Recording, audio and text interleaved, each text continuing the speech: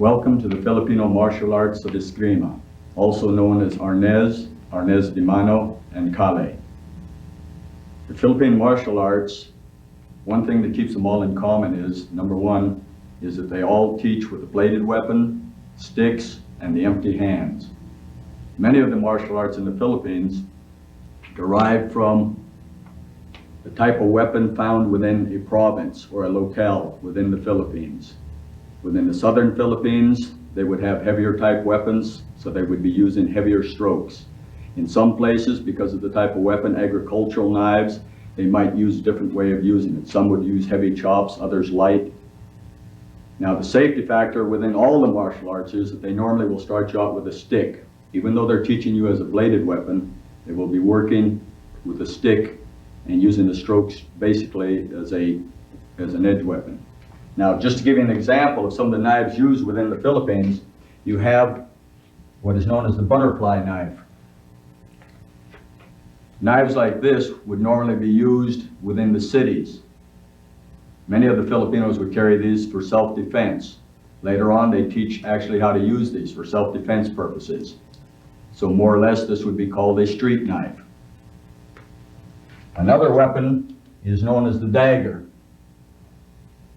The dagger itself would be, again, mainly used by Filipinos that are, again, in cities or in built-up areas where they don't carry large weapons. The dagger is normally a double-edged weapon where you can be used for slashing and thrusting. To show you the difference between two knives, here we have two choppers. One is basically an agricultural knife that is basically used for chopping. The other one is the same type of knife that has a sharp edge on it, or a sharp point, which can now not only be used for chopping, but it can be used for thrusting. A system that basically uses a knife like this would be usually a chopping type system. A system like this would be chopping and thrusting. Now, the way blades are put on a knife also can mean the difference in how the system is used. This blade right here is wedged in. As you look into the handle, it is done no more than by wedging it into a piece of wood, which is the handle. They normally put blood, and what happens is the blood coagulates, and then the knife is just wedged in there as a form of glue. A weapon system like this would not be using centrifugal force. In other words, circling motions or anything like this, because you might lose the blade. Other weapons that are made strictly for war would be something like this, copied after the Moro Kris. This type of weapon now, the tang goes all the way through the handle and it's bolted on the end. This type of blade is very hard to lose. So one good thing about this thing is now you can use circular motions. So systems that have knives like this would have more intricate patterns, in other words, called the umbrella systems, where you just swing the blade, turn it around.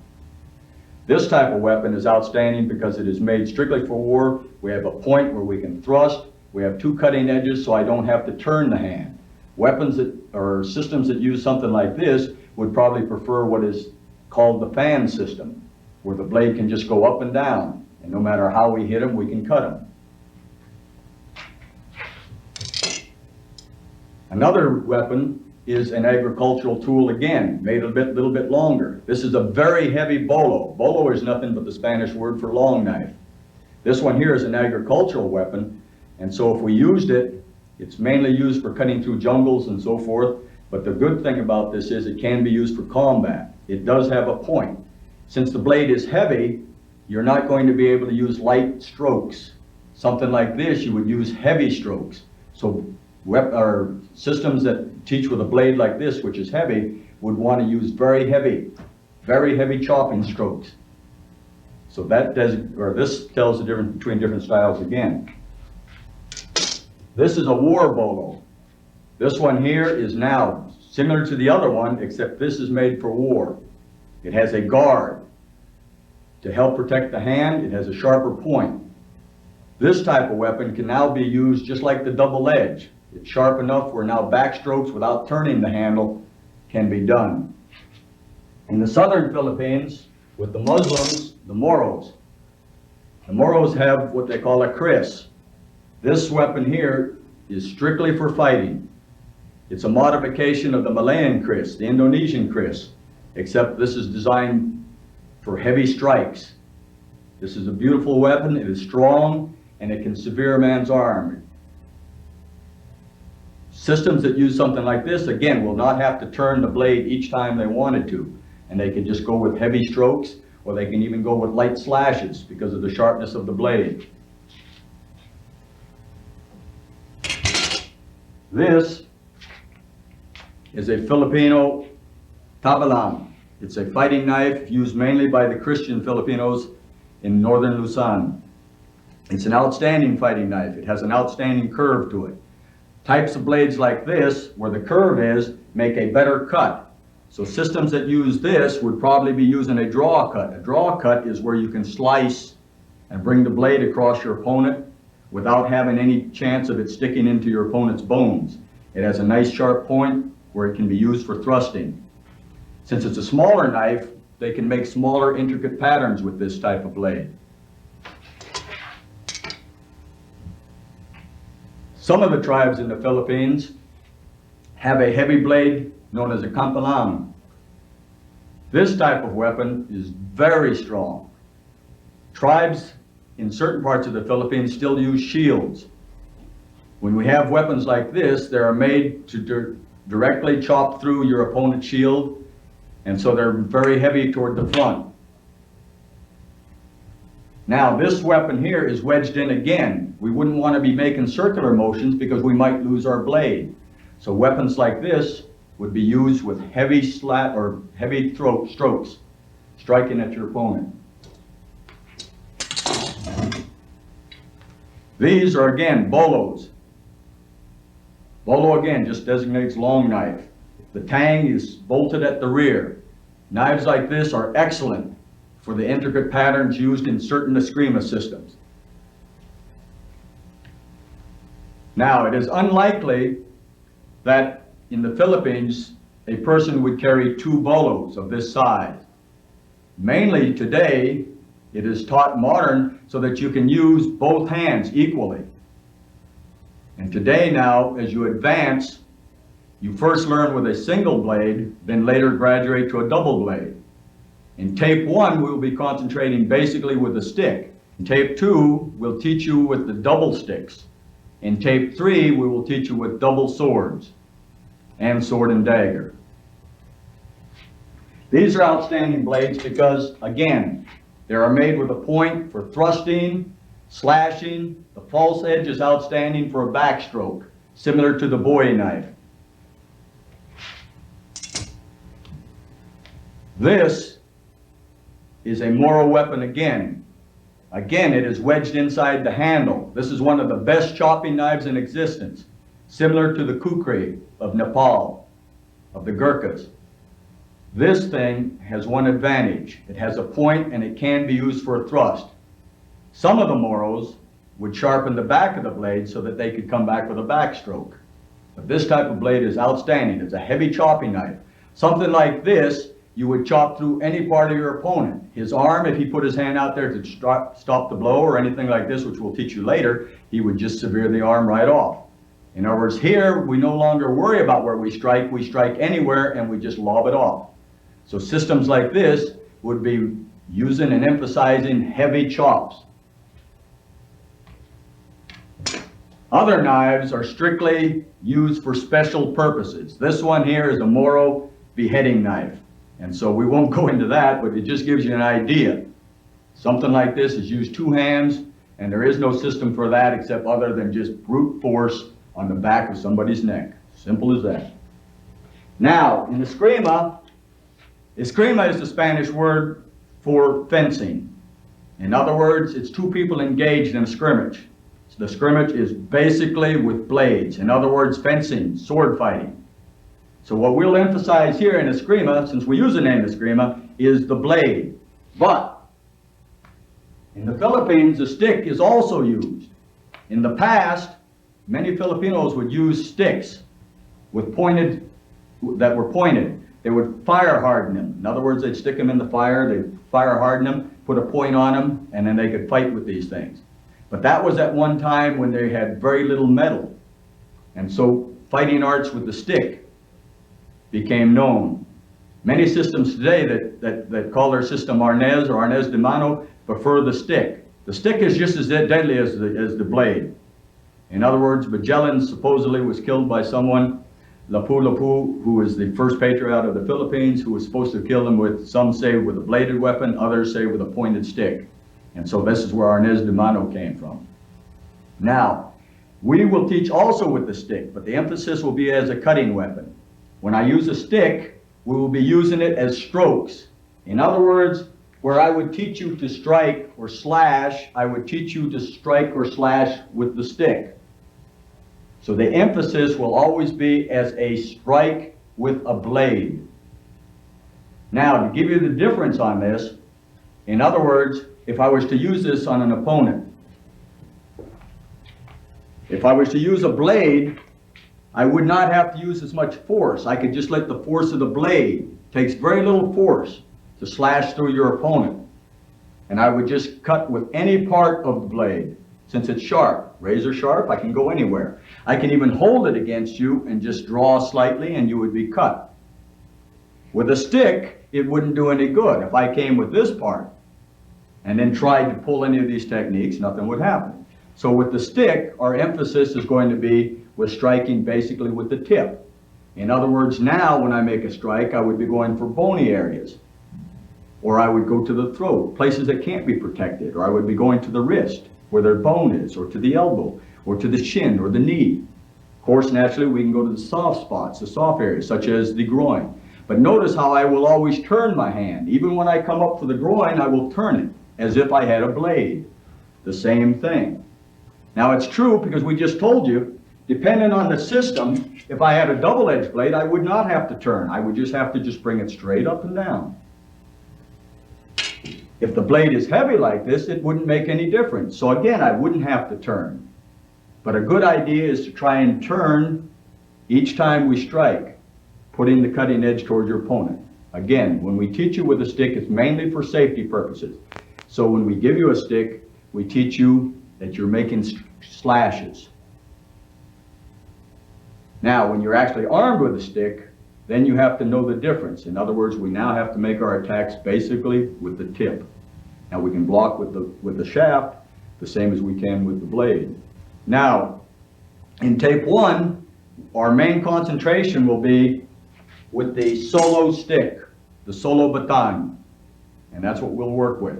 We'll teach you the basic strokes, the basic vital areas, and we'll teach you the A's through the Z's. As simple as that. We're going to teach you all the basic techniques with the stick, as a stick. In other words, we will not show the difference. The emphasis will be basically as a stick.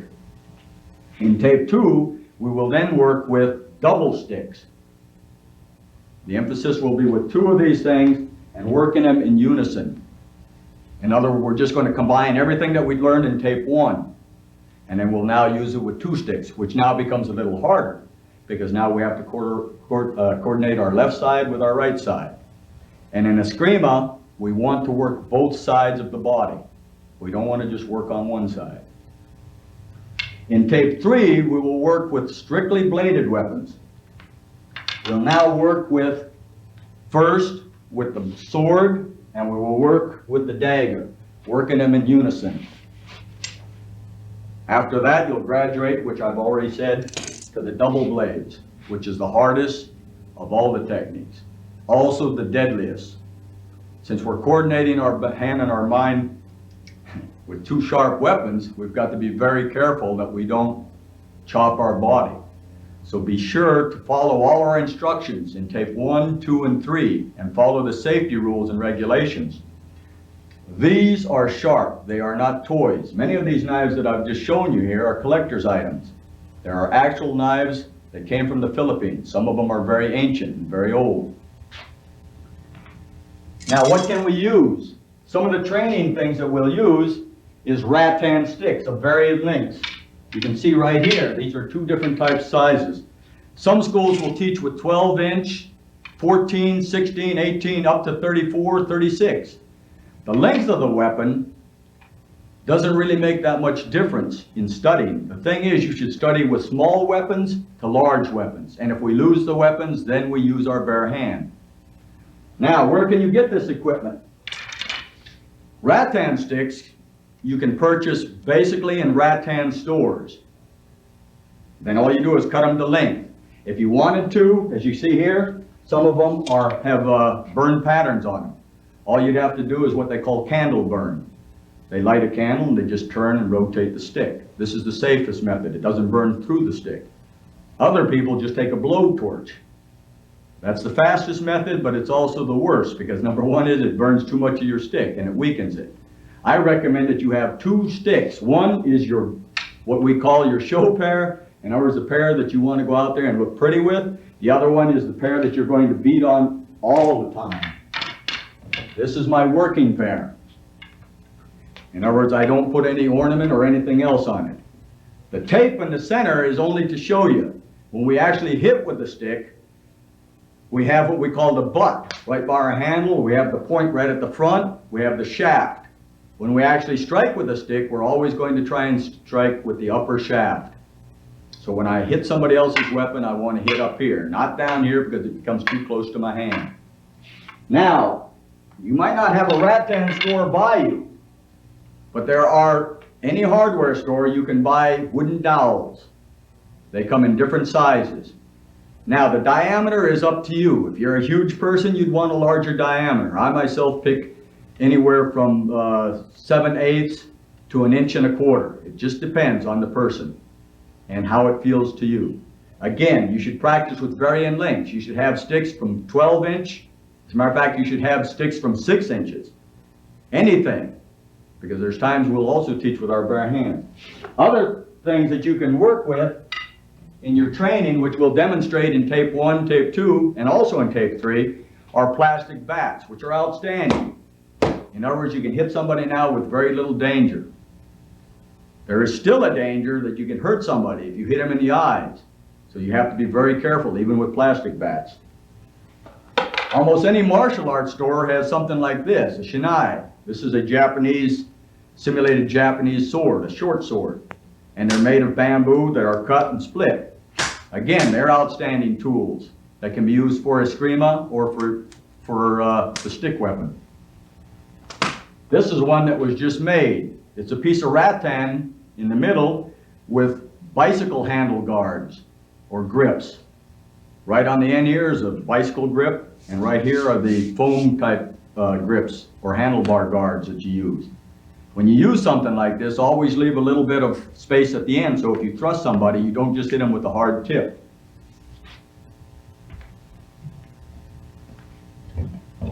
Other training devices you can use are wooden swords. You can make these yourself. These are made out of oak. These two here. They're made out of oak, and they can still hurt, so you have to be very careful. Things like this, you'd basically be practicing solo. In other words, by yourself when you go through your drills. This is copied after the kris I showed you. This is a wavy kris. The other one I had was a straight kris. To give you an example, you could take any of your favorite knives or any knives that you want to simulate, and you can just make the same thing, except in wood. This one here costs a little bit more. The wood happens to be walnut, mixed with tiger wood on the handle. So you can get as elaborate as you want to. Just remember, it still has a point, and it still becomes very dangerous. Again, we'll show you how to use some of these tools in tape 2 and tape 3, especially when we get into the weapons. You'll see us use these various weapons here. Now, eye protection is very necessary when you're practicing the arts of eskrima.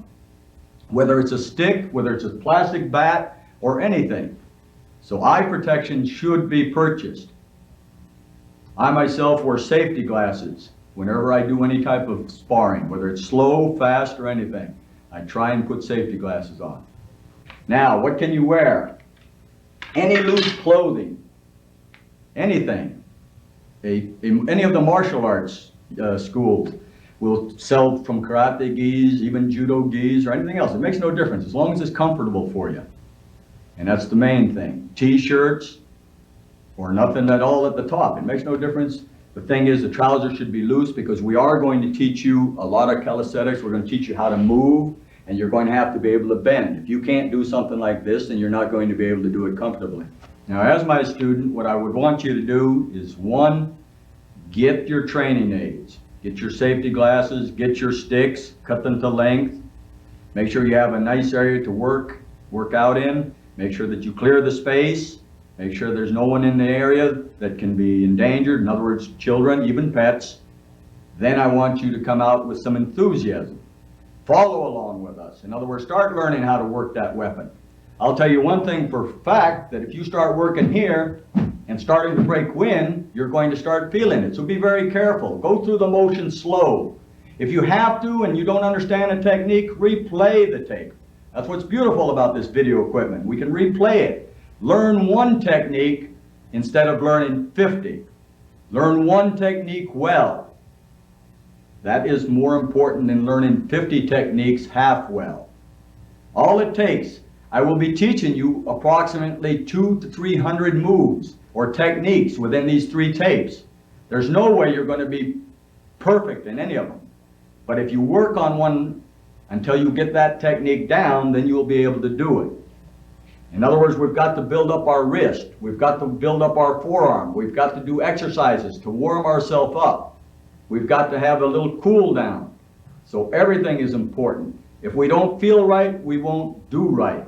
And that's the importance of having nice clothes, something that's loose where we can work at it. So that's important. Again, do not skip to tape 2, do not skip to tape 3 until you learn tape 1. That's the most important. We will teach you the ABCs right from there. And I wish you a happy journey within the Philippine martial arts. And again, if you want to, there are many good books on the market. Get them, read about it. Get the martial arts magazines. There are many articles on the Philippine martial arts. One of your best assets is going to the library and learn, study, get the history. That's one good thing about the martial arts. You learn a culture. You learn about the people of the Philippines. You learn their language. You learn something about these people. By learning their weaponry, by learning how to fight, we learn how to get along with other people, because now we know the dangers of it. And this is the most important thing. Unity, to get along. We're going to build a sound mind, body, and a spirit. We're going to unite it. We're going to make you escrimadors. Escrimador is nothing but one that is proficient, that becomes an expert. Your first step is to start right at the beginning. No one learned how to spell, nobody learned how to talk or anything else till they learned the alphabet. And that's it. Tape 1 is the alphabet. Then we'll go to tape 2 where we'll learn the double sticks. Then we'll go to tape 3 where we now learn the weapon, the edge weapons, cold steel. So I hope to have you with as my students for this whole time. And I want to teach you, number 1, how to work these weapons and properly.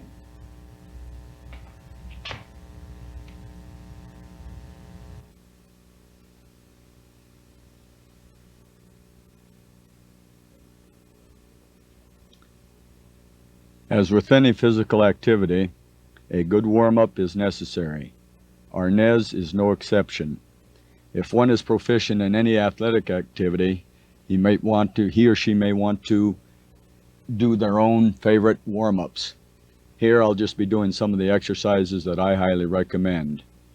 Here we're just throwing our shoulders back, now overhead, to relax the shoulder muscles. At the same time we stretch the rear foot as we move side to side. In Escrima, we'll be using the wrist a lot, and we'll be using the shoulders a lot.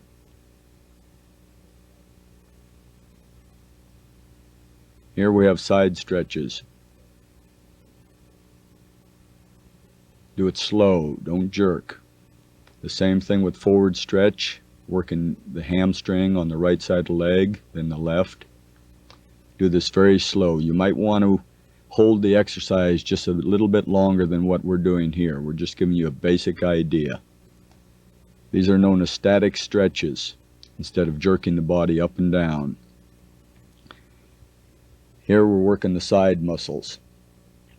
Again, in Escrima, we'll be moving side to side using a lot of the torso muscles. Now we're just doing a basic body stretch. The body's twisting to the side. Just throw the arms back and the body will follow. Keep the feet in place. Here you'll feel slight pull on the shoulder muscles, just doing it slightly a little bit different. Here, windmills, same time try and look to the ceiling. Keep the body completely relaxed when you do these exercises. Here we're doing the rollovers. Again, stretching the shoulder muscles. Keep your arm parallel to the deck when doing these. Now tighten up. Same time, inhale, exhale, inhale, exhale. It is important to get fresh oxygen whenever you do any of these exercises, so continuous breathing is necessary. When you inhale, inhale through the nose and exhale through the mouth. Again, a form of body twist, working the trunk muscles and the shoulder muscles. Now, to relax the neck and to take out any tension, we just move it forward and back. Try and touch our chin to our chest and hold our head back as far as we can.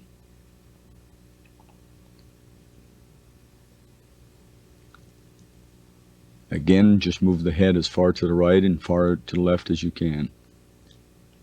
You can do these a little slower if you wish, and hold for a little bit longer time.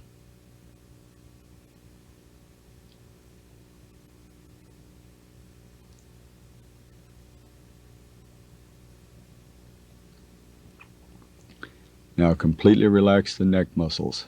Move the head slow all the way around. Don't tighten up. The same thing in a reverse motion.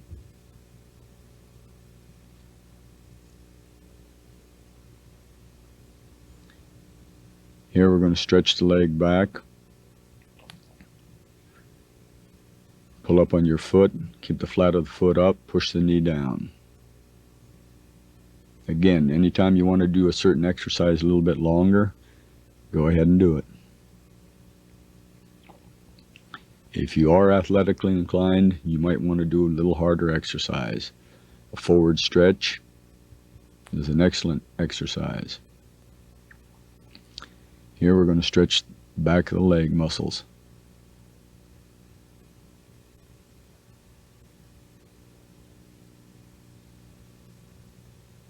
This also teaches us to maintain good balance at all times.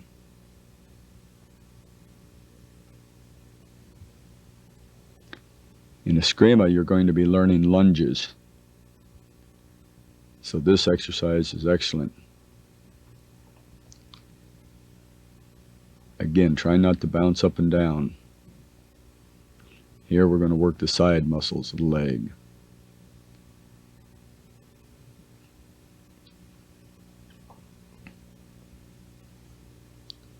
Here, try and hold as far down as you can. Try and touch your buttocks to the deck if at all possible. Lean forward to keep our balance.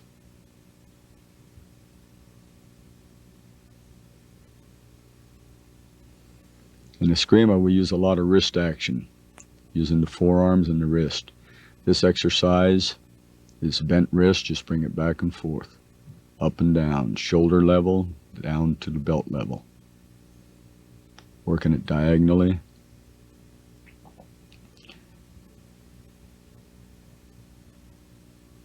In Escrima, we work both sides of the body equally. When you first learn, you'll probably be learning with, you'll learn with one side, but then later on you will learn with the other side.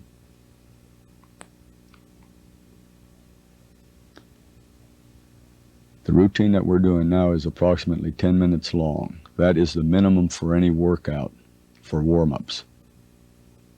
Again, you can do it longer, depending on what type of shape you're in. This is the absolute minimum.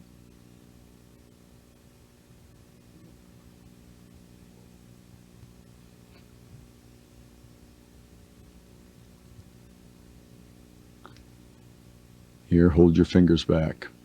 Stretching, stretching, stretching. Loosening up the wrist muscles and the tendons in the wrist. Making circles with your hand. In Escrima, we also use the empty hand, so many of these techniques will help you in blocking your opponent, blocking with the open hand.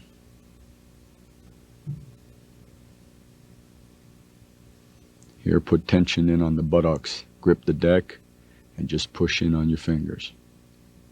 Here you're pushing in on your palms.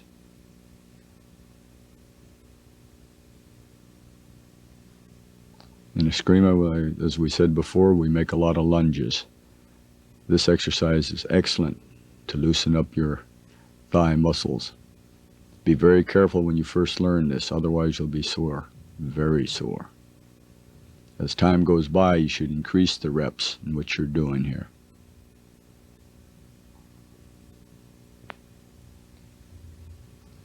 Completely shake and relax your hands.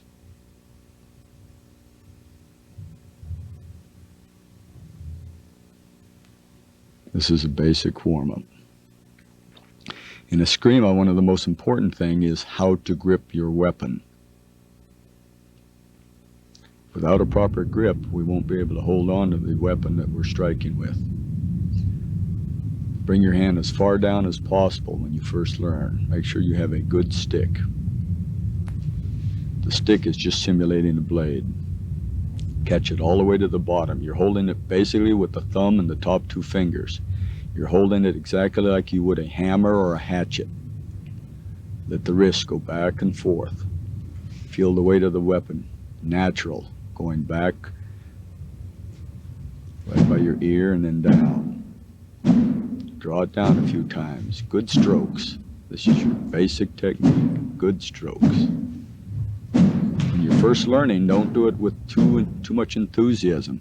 Remember, you're going to be doing this for some time, and if you're not in shape, you could get very sore.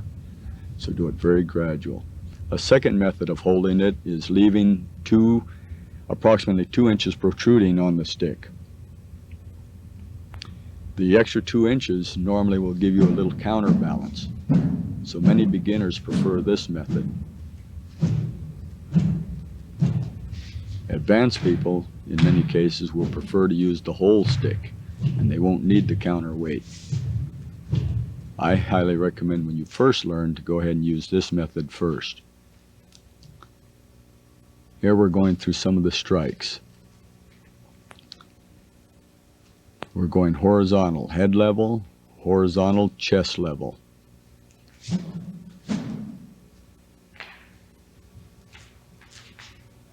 Here we're going to show you how to strike. Here we strike with the whole shaft of the stick.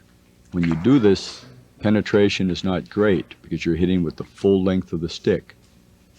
As can be demonstrated here, the paper just pulls away. The correct way of striking, or a superior method, would be with the tip of the stick. Here we're concentrating all our energy, the same thing as a karate person would be doing if he struck you with the top two knuckles or the edge of the hand.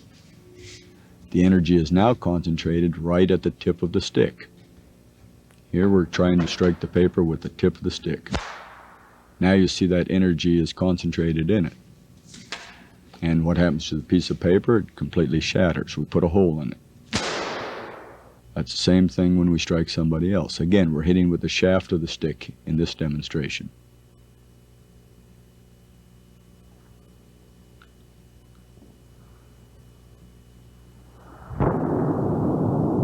You notice that the paper just gives way. Again, we now change to the tip, concentrating all our energy at the tip of the stick. So we now find out velocity. Helps. In saluting, as in all the martial arts, a salute is given first. In Escrima, it is no different. There are many different types of salutes. Here I will demonstrate the salute that was taught to me at the age of 8. It is the same basic military salute which is taught to the armed forces. Since my instructors were ex-Philippine scouts, they were instructors in the Philippine Army prior to the Second World War, they taught me this type of salute, which goes straight up to the head and then down. There are many different types of salutes. Again, the main purpose of the salute is to give respect and courtesy to your opponent or to the person you're training with. The second reason is that it puts you on a proper defense should your opponent attack you. Those are the primary purposes. What salute you use is not important. It's what you do the salute for that is important.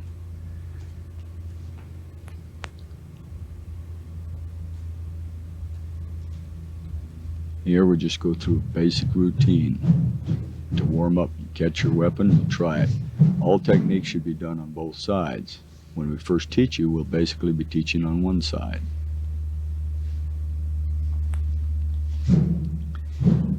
Here, when you first grab your stick, you learn how to just move it, work it in a natural manner. The body is in a relaxed state. As you can see, we can lunge to the side. We can use our footwork. In other words, by stepping. We also use our left hand for parrying, blocking, for deception, for many different purposes. We even use it as a weapon for striking at our opponent. When I say deception, we can also fool him, letting him think that we're striking at him or something else. Here we're now using foot movement, body movement, moving from front to rear.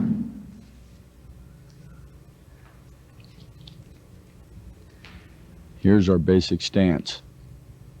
It's known as a triangle. We stand with our weight evenly distributed on both feet. From this position we can move, we can lunge forward if we have to. Notice the left hand is kept near the heart. This is to be able to parry, block, and defend the heart if at all necessary. Here we're making a lunge, stepping way out. This technique is normally used to get someone that is some distance away. To perfect this technique, you must do it over. Here we're learning to squat. We move from side to side, learning to parry, block. Again, the left hand is used to defend, simulating blocks, attacks. Here we're moving to the right front, giving a diagonal slash. Here we're moving to the left front. Again, thrusting, slashing, striking. We're now going to the left rear.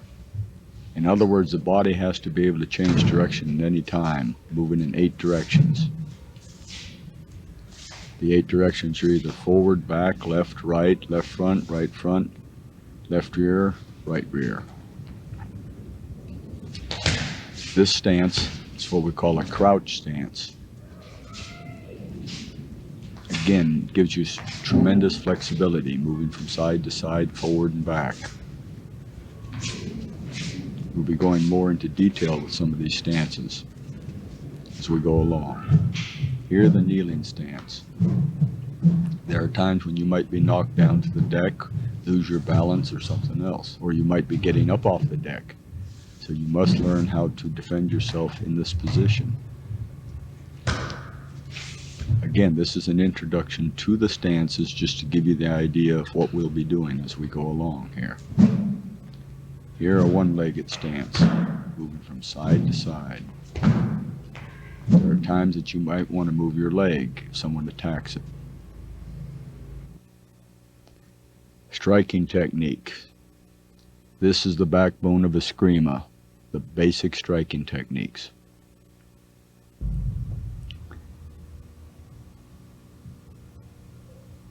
To assist me will be Rod Midland. He's been studying with me for 4 years here. Our first attack will be what we call a vertical down strike. Striking anywhere. It can be from the top of the skull all the way down. It's just a straight strike. You notice that I stand in a triangle stance so that if I come down, I don't hit myself. Be very careful that you do not hit your forward leg.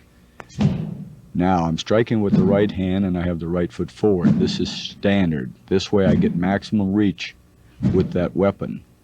My weapon hand is forward. Again, each time I bring this weapon down, I stop.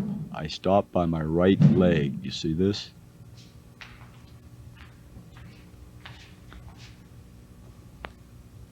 The second strike is coming in the direct opposite direction. We're coming straight up, going from the groin up to the chin.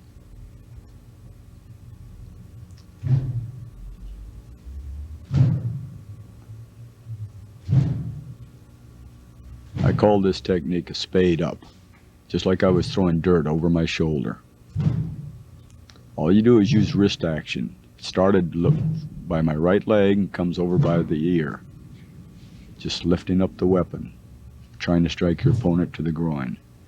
The left hand, again, notice, is protecting the center of the body. It just stays there where it's not needed. The second strike is a horizontal strike. It can go high, middle, or low.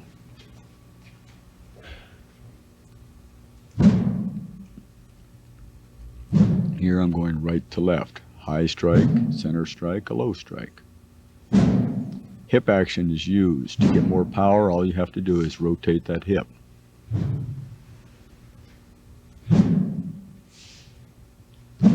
Make sure you have a firm grip on your weapon so you don't lose it. Again, don't hold it too tight where you choke up on the weapon, and don't hold it too loose where it'll fly out of your hand. There's a happy medium in which you hold it. With enough training, you'll begin to understand this.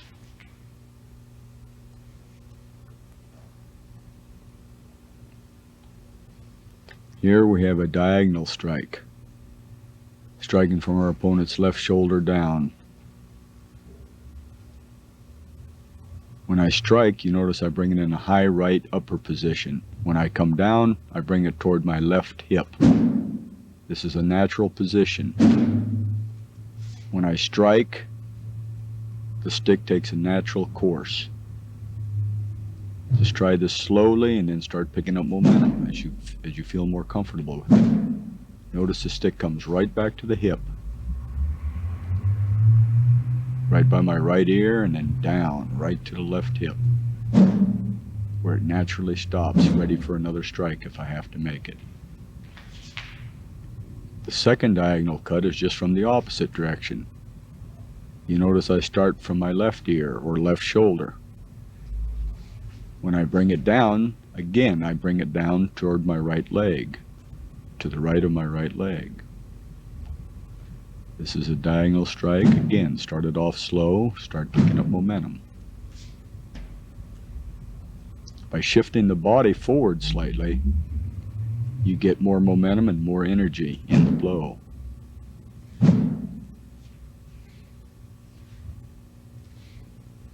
These are all natural motions. From the left shoulder down to the right leg.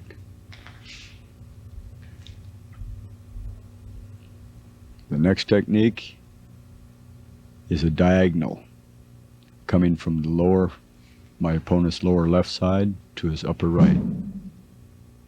Here we're starting from our right low position, right by my leg, coming up diagonally,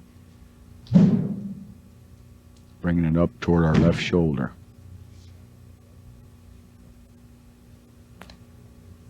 Each time I'm striking, I turn the weapons, simulating a cutting edge. Remember, we're simulating that we're using a blade.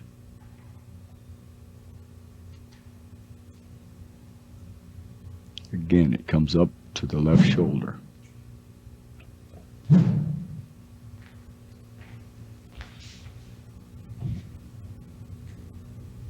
The next strike is another diagonal strike, coming the direct opposite of what we just did. Here we're starting from our left hip position and ending up by our right shoulder. To get more power, again, use your hip action, wrist and hip. You're using your arm, shoulder, and the hip all at once. When you use and combine all these techniques, in other words, the arm and leg and hip action, you reserve energy, and your arm takes less of a beating.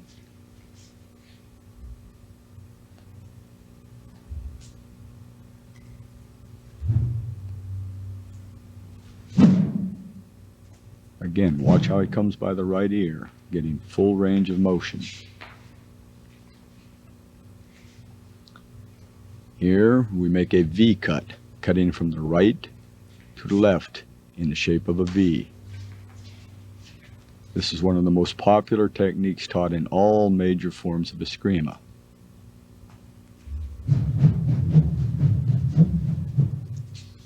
Now, when I make the strike, it's continuous. There are no breaks in the motion. This is known as the flow. When you can keep your weapon flowing, then it's just natural. Back and forth, over and over. As your wrist begins to limber up, your techniques should be more smooth. Now we're going to do the exact opposite. Of the V, we call the arrow. We call it an arrow because it comes to a point. And now we're coming up toward our opponent's groin, lower legs, under the ribs, into an arrow, into a point. Again, each time I swing, I turn the stick as if it was a blade with the cutting edge toward my opponent. Again, we want that flow where it becomes natural. Here I'm using the wrist, the shoulder, the arm, and body English.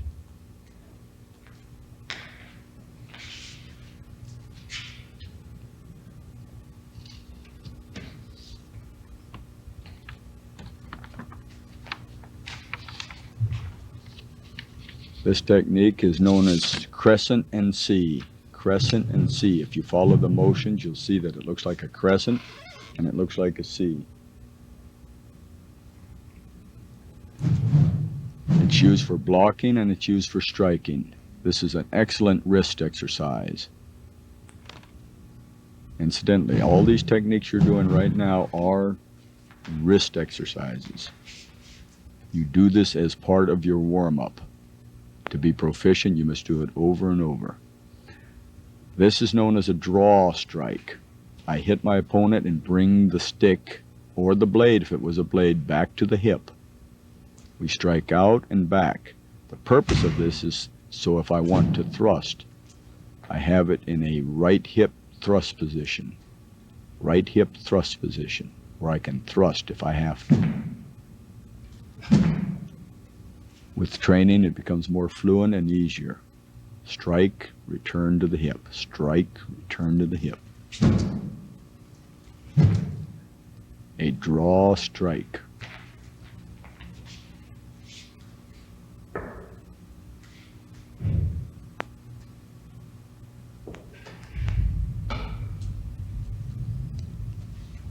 This next technique is known as a circle.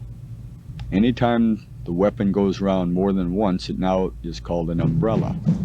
Since it's on our left side, we call it a circle because it looks huge. It becomes a huge circle. This is used for blocking, it is used for striking. And it becomes natural by just throwing the arm out there, relaxed, all the way out. Remember, you have a good grip, but the arm is relaxed so that we can make multiple strikes. Now I'm coming over the right shoulder, an overhand twist. This is known as an overhand twist. When I come more than once, it now becomes what we call the right umbrella. It is continuous motion over and over and over, each time simulating a block or a strike at your opponent. There are some systems that are based entirely on this motion, which is known as the umbrella. It is said that true umbrella experts in the Philippines can stop a handful of grain thrown at them by using this technique. Here's the reverse umbrella. Just going in the reverse. At any time your hand starts getting tired, you can, instead of going overhand, using a forward umbrella, we can then reverse it, saving some of our energy, working new muscles. Again, it is important just to do these as exercises.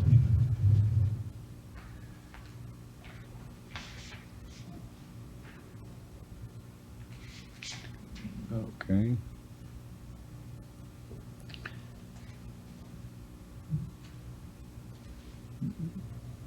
Now we're using a fan technique. Fan is just bringing it up and down, up and down. Again, notice I'm in the triangle stance. The left hand protecting the heart. Here I bring the stick up and down, as if my opponent is in front of me.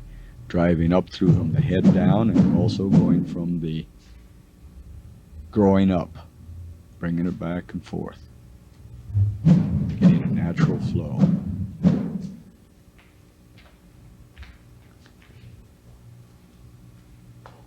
Now we have a horizontal fan. Horizontal fan. It can go high, can go low,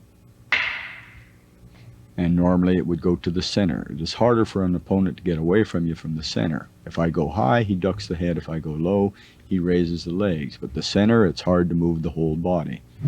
So you notice I bring this. Here I'm using different levels, going high, then low. Right now center, low, head, and in the three different directions, upper, middle, lower. Bringing it from hip to hip, hip to hip. In fan techniques, you do not change. You just let the stick flow back and forth. In other words, you do not try and get the cutting edge every time towards your opponent. Here, a diagonal fan. Bringing it from the left hip up to the right high shoulder. Again, right shoulder down the left hip. This is natural position, so you bring it back. Natural flow and line of the body. Back and forth. Using more hip action, shoulder action.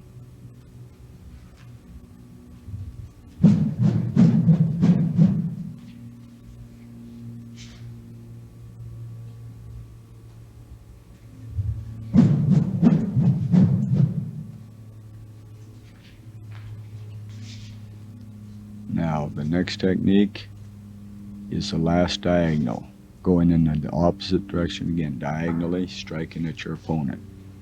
Again, it initiates from either the low right position by the leg to the high left position, bringing it back naturally. Again, triangle stance, left hand protecting the heart, and going back and forth to the right low position up to the left high position, back and forth. Starting to use more body English.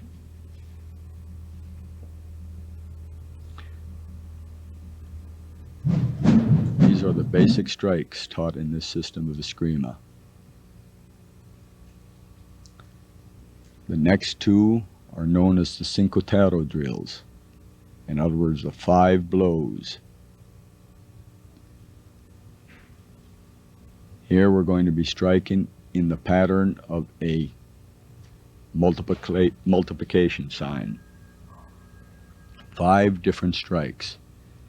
Here, from right shoulder down to our hip, coming back from where we came, coming up again, returning from where we just struck, bringing it to our hip, and then thrusting. 5 counts. Now count them. 1, going low. 2, striking low. 3, striking low. Striking to the hand. Thrusting. This is just a variance of what we just did. 1, 2, 3, 4, 5. Count yourself. Same 5 strokes.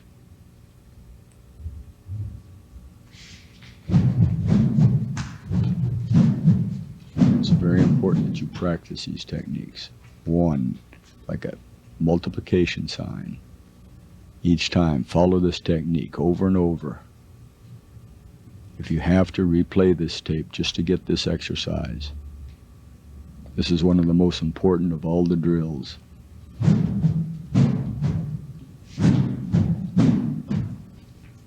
Known as cinco taros.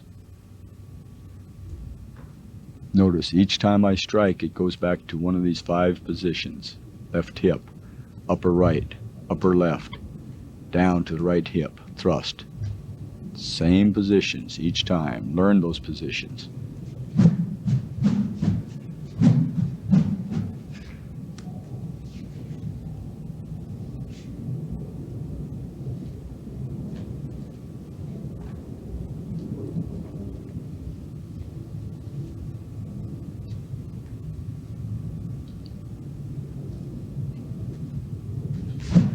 Five cardinal blows.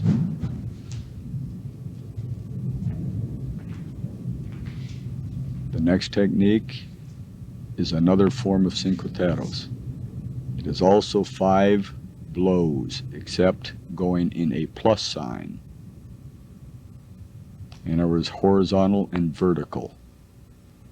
Striking in the center of mass. Striking right across, straight, horizontal, return, up vertically through the groin, down through the skull, and thrust.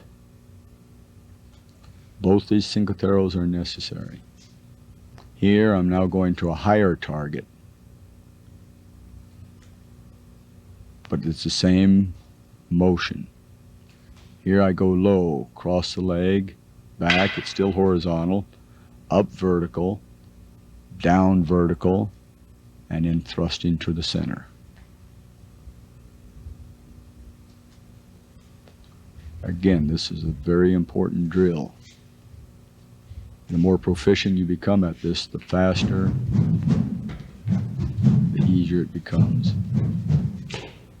For certification in the Escrima, one must learn all these basic techniques. There were 17 different strikes that we taught you here. Plus, we taught you the cinco terros diagonally and the cinco terros horizontal and vertical. To be certified, one must first be proficient in the single stick, 2, the double stick, 3, the sword and dagger, and 4, the double swords. To be certified, all you'd have to do is send in a tape showing that you know these exercises, and certification would soon follow. Again, follow these tapes over and over. If you have any trouble, replay bits and parts of it. Here are the cinco terros: striking, striking, striking, striking, thrust. 5 cardinal blows of Escrima. Not all systems follow the same technique.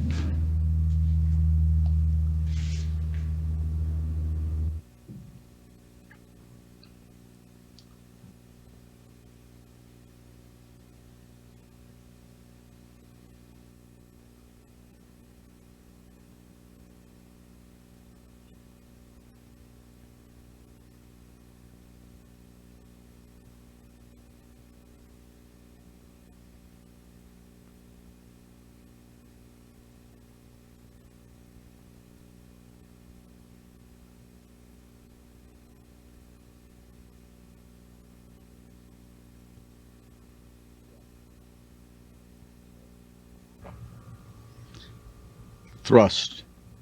When we thrust, we try and go mainly to the center, but if we have to, we can go up.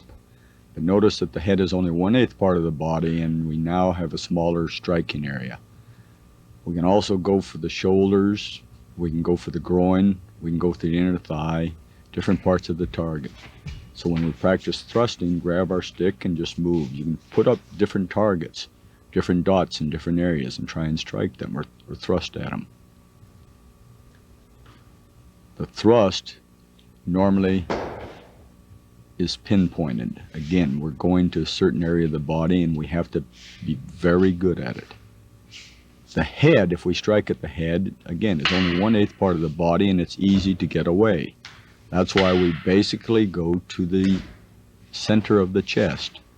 Here I'm just demonstrating why it's hard to go to the face, especially at long distance. Notice I can move the head back to the right, left, and it's easier to parry and block.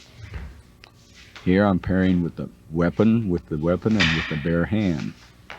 I can also use body movement. Notice I'm now moving the leg at the same time parrying in many different directions. So you practice over and over and over, especially the lunges. By repeating this over and over, we become more proficient, especially as the leg muscles start stretching. We're not talking about one lesson, we're talking about numerous lessons.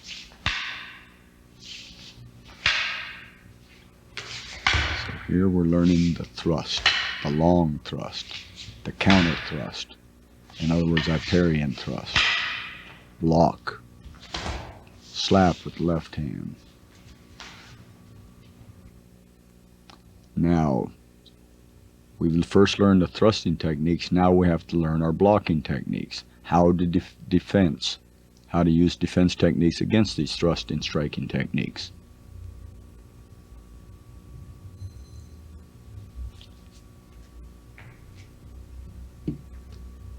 Here again, I stand in the triangle. I now bring the right arm out. Notice, the point of the stick is still basically in the same area. When I do this, I'm parrying to the right. We call it a plow because at the same time I'm parrying, I'm thrusting. I plow into my opponent. The left hand is over the heart, protecting the heart. I stand in a triangle stance. Again, notice, this is where those wrist exercises came in handy. Notice I just move the wrist toward the right. The point of my stick is still in the same area. Again, it's like a wedge, like a plow. I plow his weapon off to the right. And at the same time, I counter thrust. Notice how I jam forward, I now move into a crouch stance. Left hand over the heart. I'm standing in a basic, what is called on guard. The same technique used in basic fencing. In other words, the right hand in front of the chest. Now I move the wrist toward my left. But notice again, the point is still centered. This is also a plow. I parry his weapon at the same time thrusting forward. Here you're trying it with your partner. Again, bring our wrist to the left, maintaining the point straight at your opponent's chest. Now learn to move your own body out of line of fire. When he thrusts, shift your body. Don't be afraid to use body English. The left hand is again protecting the center of your mass if you have to block with it.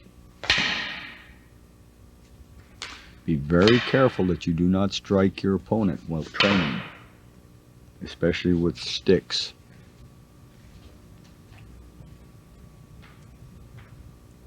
Here we call it a hanger. I have it in the right lower position, the right lower on guard position. All I do is just raise it. Notice that my stick is just hanging.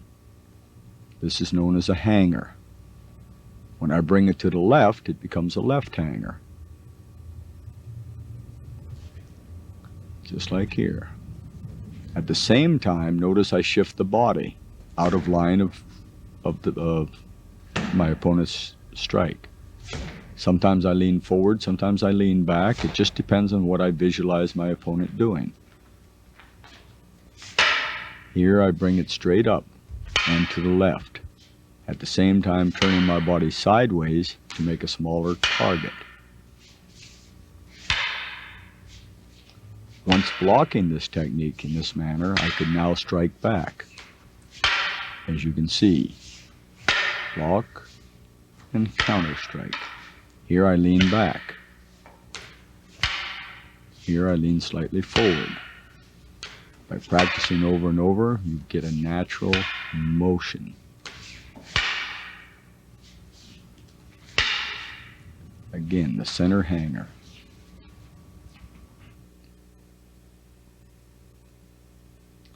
Now we'll go into the same basic techniques, except in a slightly different manner. Here I'm in the right lower guard. I now bring the hanger up to my left high side, left middle side, and left lower side. So there are three areas I want to defend: the upper side, the left side, center side, and the low left side. High, middle, low. High, middle, low. All are hangers, as you can see. The stick is just pointed down. Now, when I turn it off to the left, you'll see that it's out at a slight angle. They are now called fenders. When they now go to the side and at an angle, we call it fenders. So if an opponent strikes at you, you'll be able to knock the weapon off at a glancing blow, the same as a fender on the front of a train. As a matter of fact, that's exactly what the art of fencing is. You're fending. And escrima is the Spanish word for fencing. So we're fending. In other words, knocking blows aside so that we can strike back. You notice I'm again in the triangle stance, right lower guard. Right lower guard. Somebody strikes to the head, I just bring it up as a left hanger, which now becomes a left high fender, left center fender, left low fender. At the same time continuing to strike at my opponent. That now becomes a circle block. Low left, circle. Now notice I bring my left hand to the left hip position. I can still make the same block. I'm holding it up in a right high position. I can still make the same block. Here I have it in a fencing guard, in other words toward the front, but I'm making the same block. I should be able to make this block no matter where my hand is.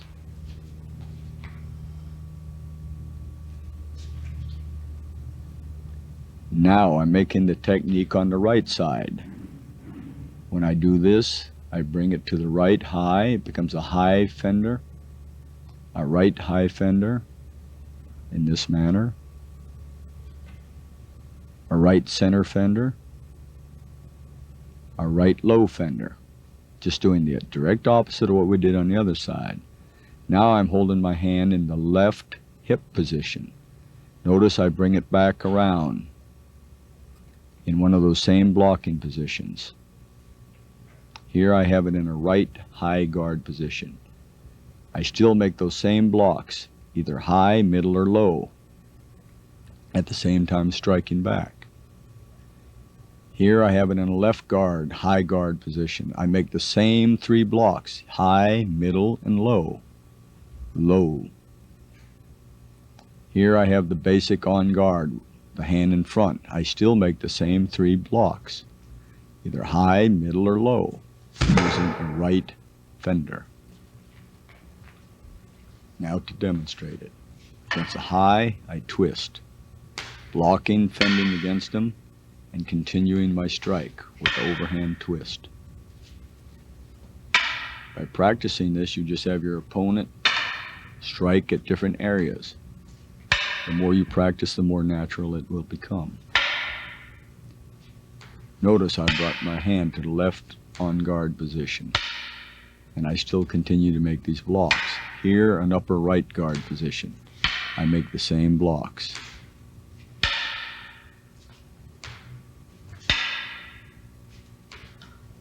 Here I have it toward my left shoulder. I still make the same blocks. Here I have it toward the forward guard position. The same blocks.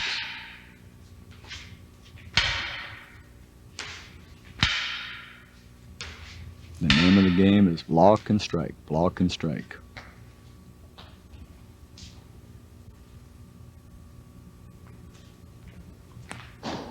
Again, if you don't catch these techniques, try it over and over again. Replay this tape and follow along with us.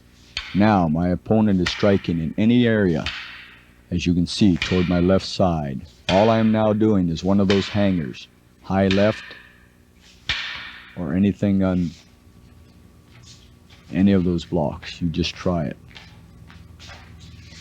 Again, my opponent strikes on the right side. He strikes over and over. By following my opponent, I can change. I just have to bring it either to a high, middle, or low position.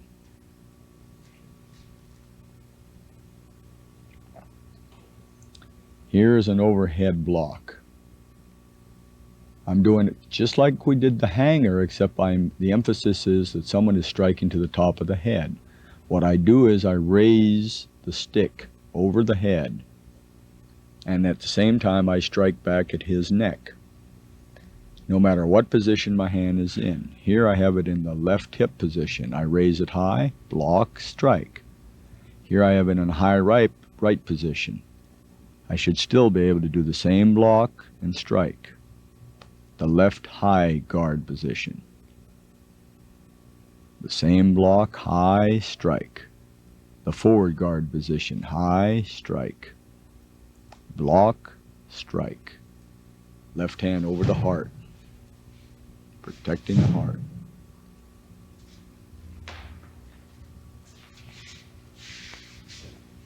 Here I'm protecting the head.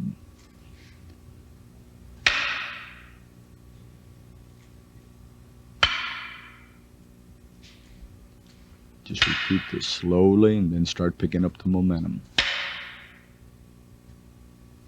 I block, I strike right back toward my opponent.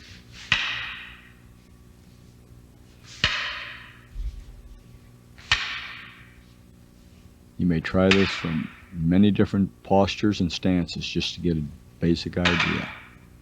Now, don't bring it back too far, otherwise he might just hit your body anyhow. In other words, his weapon might glance off yours. Another mistake is by bringing it too low, then he comes over the top. It has to be just right. So if he does miss, he doesn't hit you. Strikes to the head, just follow around. Overhead block and strike. Overhead block and strike.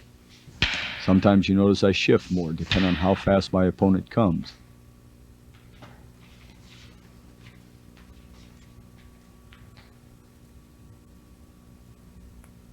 Here I have it in low right position.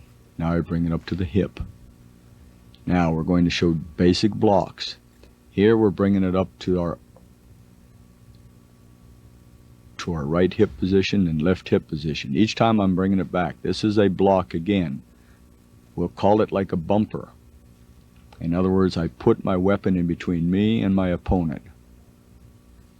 Here we put it pointing up and down, up and down. It's up right up in this position here. Now we come down.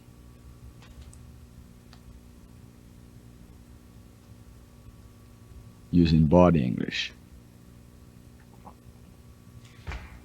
Here, up high, down low. Here we call it spike up or spike down. The reason for this is if my opponent strikes to the side, I bring the spike up. That way I can strike back at him. All I do is bring the weapon in between him and me. Down. All I do is twist it if he makes a leg attack. When he comes higher, I just bring it up. Now the point is ready to thrust. In this case here, it's like a plow when he comes down. Blade up, ready to thrust. When he strikes down, I'm ready to thrust again.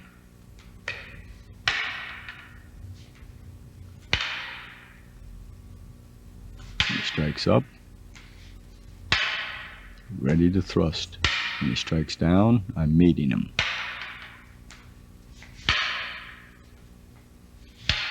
There we go. To the side, down. Side, ready to thrust. That's why it's called spike up. I'm ready to impel him.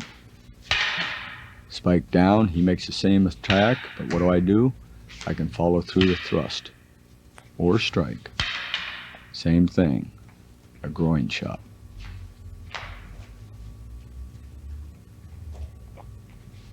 If your hand gets sticky, you notice I wipe my hand periodically. You might want to use powder on your hand or a rosin bag. Here we're now using what we call footwork. I'm hiding each time behind my weapon. That's known as covering. Covering. I cover behind my weapon. I place my weapon always in front of my opponent.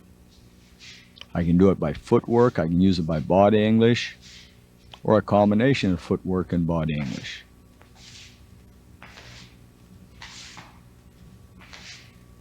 Here all I do is just move the body behind the weapon, depending on where my opponent strikes. Again, this is known as covering. Covering behind the weapon. Here using footwork.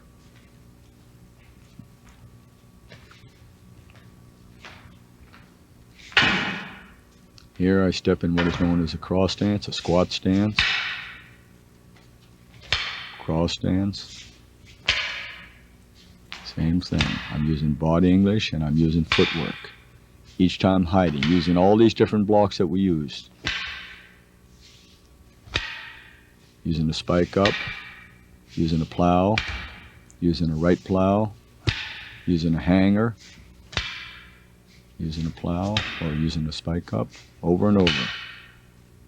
You're now practicing. As long as you're using one of these techniques, you're on the ball. After we block, prepare to thrust or strike. Just practice what comes natural. Experiment. Now, two-handed hold, especially with a longer stick, especially for police work, known as baton training. Baton is just a little longer stick, normally held with two hands, especially for riot control. Many riot control people throughout the world use this technique, or these techniques. Here you've got to be able to interchange from one hand to the other, blocking with two hands against heavy weapons, and being able to switch from one hand to another.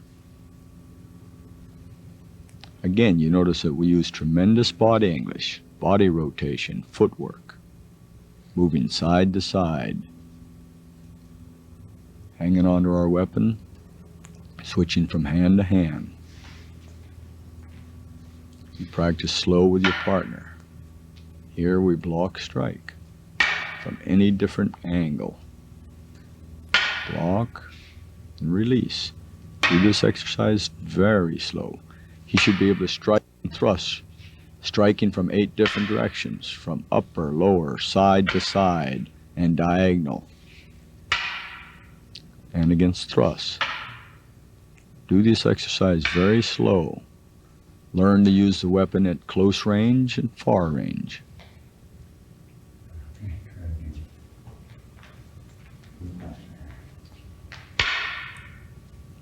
Once you learn how to block from those 8 different angles of attack and the thrust, and you're on your way to learning two-handed escrima or baton. Again, you can have your partner, once you get more proficient, to start going a little faster, striking in any of these different directions.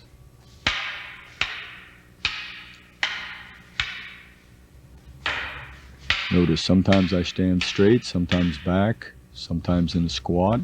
Different positions, whatever is natural to you at the time. This technique is known as a reinforced block. In other words, again, I'm not gripping both sides, I'm gripping one, and I'm using the palm to reinforce the stick with the other hand. This is also used with blades, where I want to reinforce. I put it on the top of the stick or blade to keep from cutting my hand. This is normally for infighting. In other words, where I want to reinforce, where I want to use strength against my opponent without holding on to the other weapon. Here again, I'm learning from 8 different directions, no matter how he strikes at me. Blocking with 2 hands. This is an excellent technique with a cane, when you have a cane, a walking cane.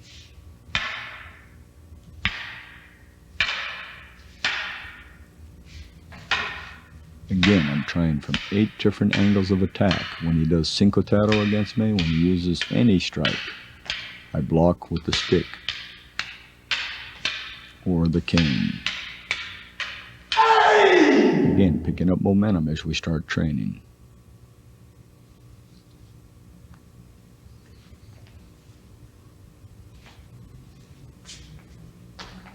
Here we're now using what is known as dead space or angling. A vertical cut, we can move side to side by just moving the body, or turning the body sideways, which presents a smaller target. If he comes horizontally high, we duck. If he comes low, we can jump over it. If he comes to the center, we've got to lean back, lean back. So those are ways of evading being struck. Now, when he comes diagonally, it becomes a little harder for us to escape, because now we have to what? We can't jump up, we can't go down. We can't bend in the middle. So what we have to do is really use body English, body angling, twisting that body, so that if he does hit us, he'll hit only part of us. In other words, a less vicious blow. Here I'm using what is dead space. I'm using only body English, twisting and turning. If he strikes to the center, again, I can step back, presenting a smaller target. Now we're using footwork, moving back and back.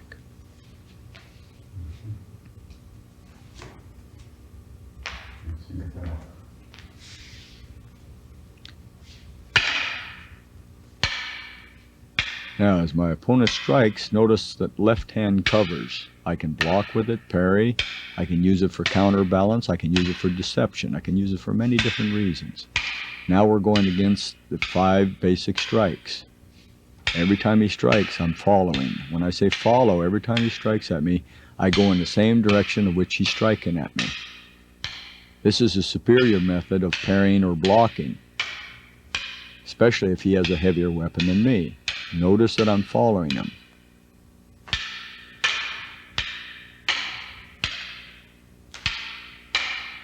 Here I'm only using the weapon. Follow, follow, follow, follow. Now I make a hanger parry and then I strike back. Notice, watch very carefully. I follow his weapon. In other words, I go with the force of his blow, just deflecting it slightly. The left hand is for safety reasons. It's known as the checking hand or parry hand. Some people call it the alive hand. Some call it the sacrifice hand, sacrificing it before they sacrifice the heart.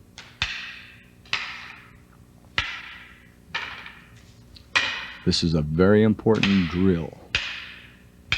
Do it very slow and start picking up the momentum. He's making the 5 cinqueterro blows, diagonal cinqueterro blows.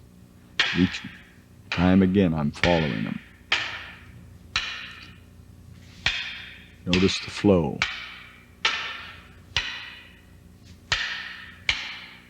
Again, play this tape over and over until you get this technique down.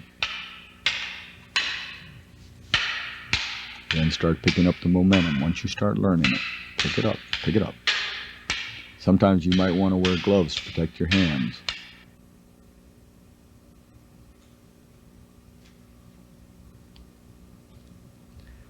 The left hand, again, is known as the sacrifice hand, the parry hand, the alive hand, the checking hand. Here I can use it for parrying or blocking. High, middle, low. High, middle, low, simulating that I'm blocking my opponent's weapon. Blocking it to my outside. Here I go, blocking up across the face. It's natural, it just comes like a palm. That's all it is, palm, slapping it. No force, you just slap it. All you want to do is just get that weapon out of the way so that you can counter strike. Use body English with it. Notice how I lean back. This gives me time to pull away from his weapon. Try this. Notice each time I block, I now point my weapon toward him so that I can counter thrust. Now I'm blocking to the opposite side. The same thing, high, middle, and low. The 3 areas of attack that he can come. He can either come toward the head, toward the chest, or low. Again, no force is used. All we're doing is just slightly slapping his hand away, or his weapon. If I can, I'll reach for his hand. If I can't, I'll go to the stick, or his blade, or whatever he has here. Some people say, well, you might get your hand hurt. Better my hand hurt than my chest or my face. And that's exactly what you're doing, slapping it off and at the same time countering.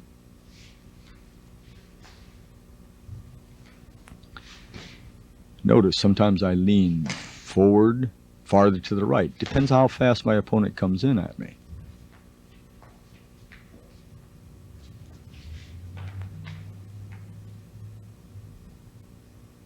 Again, I stand in a triangle stance because it gives me tremendous maneuverability and lunging power. The right hand is held in a right lower guard. The left hand is simulating blocks.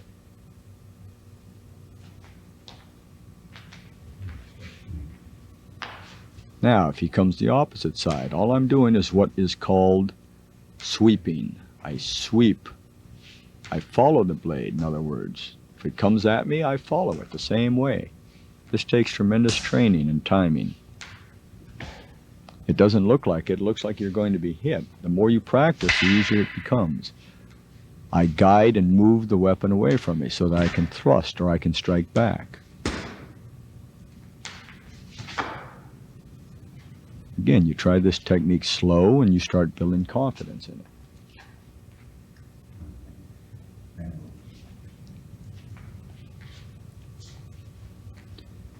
Now we're going to do what we call bamboo. I lean forward, thrusting against my opponent, and I lean back, getting away from him. This gives me time while he's lunging at me. It gives me time to pull away, and then it gives me time to counterattack. The left hand is moving, simulating that I'm blocking each time. Or I might even use it for balance. Or I could use it for deception. We've already said that numerous times. I can use it as a weapon. I can use it to catch his weapon. Now this is known as the bamboo drill. He strikes, I block, and we move back and forth. The main emphasis is what? Moving the body. Now you notice I move the foot side to side, forward and back. Leaning back. When he strikes or when he thrusts, I lean back. This gives me plenty of time to get out of range. And I just slap his weapon away, to the outside, to the inside, whatever is natural. Again, you're letting the weapon work for you. For infighting, you might not lean as far. You start picking up the momentum.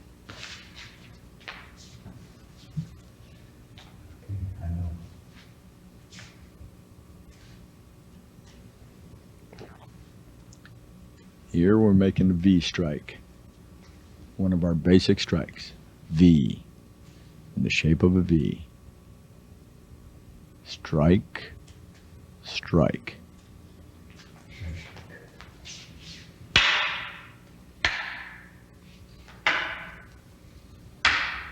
In reality, I would be striking for his hand.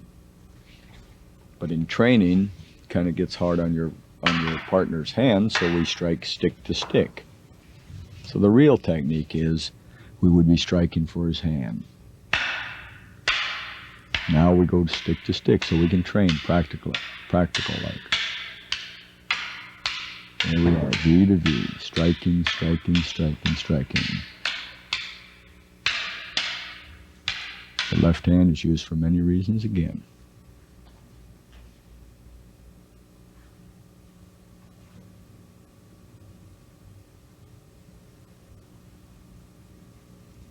Now we're doing another favorite technique, what we call high-low. We're going high, then we go low. High, low. It can be used for a block or it can be used as a strike.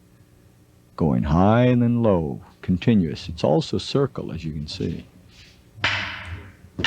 As soon as I block my opponent's weapon, I want to strike down. I block, striking down. Now, it's good for both of us to train like this, blocking high and striking low. Or we can simulate we're striking him and low. Remember, this drill is strictly for reflex. Now, notice I get in different stances as I try this technique. High, low. Now we're going the opposite direction. These are drills that you should practice with your partner. High-low drill.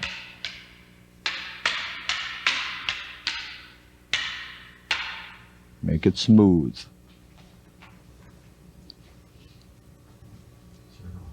The next technique is known as the circle. Here, the umbrella. On this side, it's the circle. The left side, since it's larger, we make a complete circle. We're using that hanger. For one split second, it becomes a hanger, or it becomes a left high fender, or a left middle fender, or a left low fender, just depending on how our opponent is striking at us. Make it natural. He strikes, that's a high left fender. And then we continue it. Then your partner does the same drill you're doing. Now we can both practice. getting our fluidity. This is known as flow, being able to continue the motion over and over and over. When two escrimadores are very proficient, it looks very fluid. The drill is to help us to perfect our technique. Now we're doing it on the right side. That now becomes the umbrella. We went through this exercise before. Now we're going to practice an umbrella drill with our partner. He is going to do the same drill that you are doing. So as he strikes at you, he parries, strikes, parries, strikes, parries, strikes, over and over. And you continue the motion, getting this fluidity, this flow, over, strike, over, strike, over, strike, and just repeat it. Make it natural. Notice how we're working that wrist action each time, protecting, coming up, counter striking. Same time working our footwork. That's the object of this. It builds up our reflexes, our endurance, our stamina.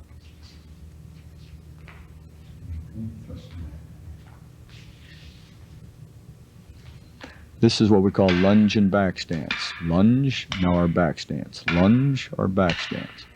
In other words, it teaches me to counter and to get out of the way. He strikes, I get into a back stance, same time parrying the weapon or pulling away from his weapon. Then I counter, trying to strike at him. He naturally trains the same way. Again, it is an exercise that will build up the inner thighs, build up our flexibility, and at the same time teaching us how to get away from our opponent and how to come back at him. Excellent exercise for the legs.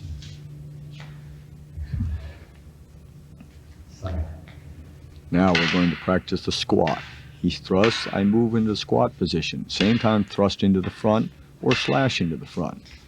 Notice the techniques I'm using. I'm using plows, I'm using parries, I'm using hangers.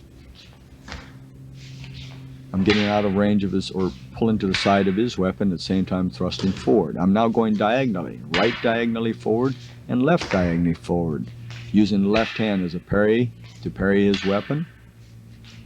And at the same time I'm plowing at him, striking at him, using many different techniques. Everything in which you were taught earlier. There was a plow, there's a block strike, there was a hanger, there was an umbrella, there was an inside circle. Same thing, I'm now pulling to the left rear, same time I'm pulling a crescent and a C a while back there. Striking, target of opportunity, center of the chest, the groin, wherever I have a chance. Moving to the back stance, using that crescent again, using the plow, whatever comes naturally. Using a hanger, switching hands. You learn to switch your hand. You don't throw it, you place it in there. Here I am blocking with the left hand and counter thrusting. Here a hanger. Here I'm going straight back now. Straight back, blocking, pulling away from his weapon, at the same time counter striking. Again, excellent exercise to build the inner thighs, the legs, flexibility, agility, flowing with my opponent. There I did just a while ago. There again, I just pulled what I call a spade back, like I was flipping dirt over my shoulder. A hanger, the plow, spike up, over and over. This is when you begin to understand Escrima, when you start flowing naturally, when you start moving in the 8 directions, using nothing but basic techniques, striking to whatever opportunity, whatever target area presents an opportune target.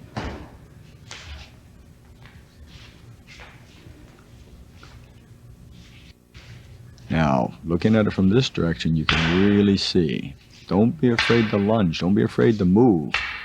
Make a small target. Reach out there. Left front, thrust. Left front, I step, slash. Left front, slash. Left front. Over and over. Just be careful not to hit your partner in the face. Eye protection is recommended while doing some of these drills. Here I'm using the left hand, using it to check my opponent's weapon.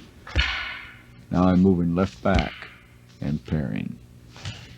Here I move to the right back, left diagonal, right diagonal, blocking and switching weapon to my left hand, to the right hand, back and forth, blocking, natural flow.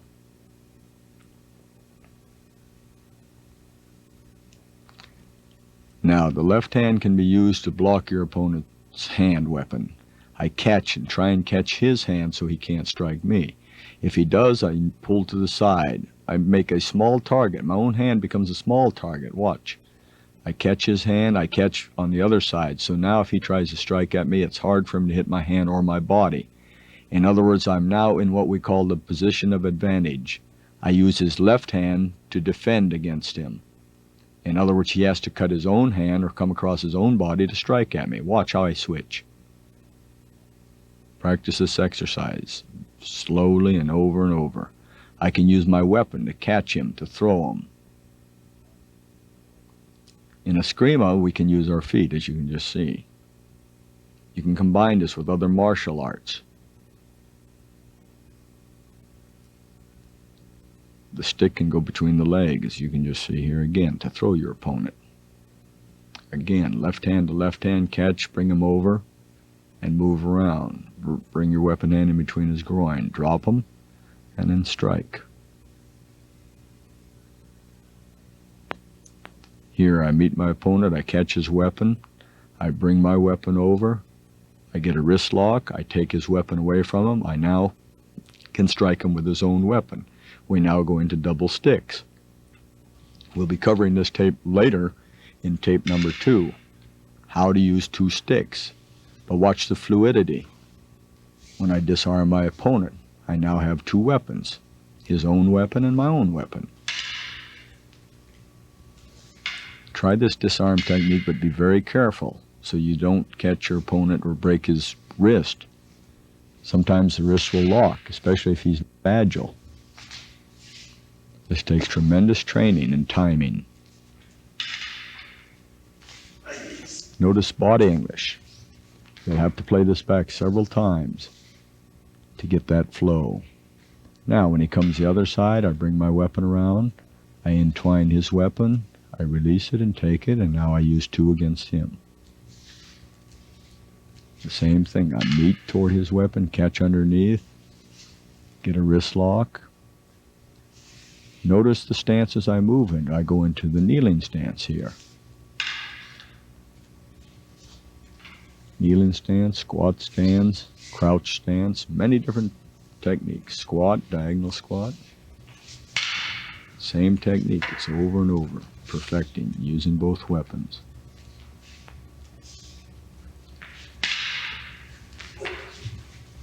The more you practice, the more fluid it becomes.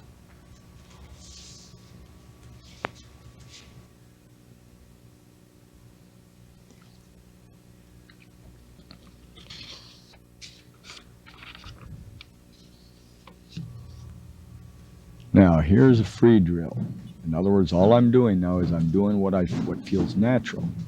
I just grab a long baton and I just start playing with it. Literally playing with it to get some exercise. You can go through a free drill or you can make your own drill up, whatever feels natural. Here I'm using the cinquetero and reversing it, going into 8 different directions, making it flow naturally. Striking as if opponents were coming from the rear to the sides. Here I'm doing the cinquetero drill of preferred and non-preferred, or horizontal and diagonal. Here I'm using body English, squat. Working the V, learning to fall, roll, getting up, switching the hand, learning how to switch.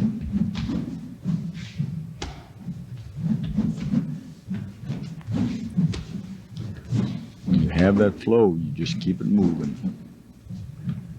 Going against many imaginary opponents, whatever feels right for you. This is the way to practice what is called free drill.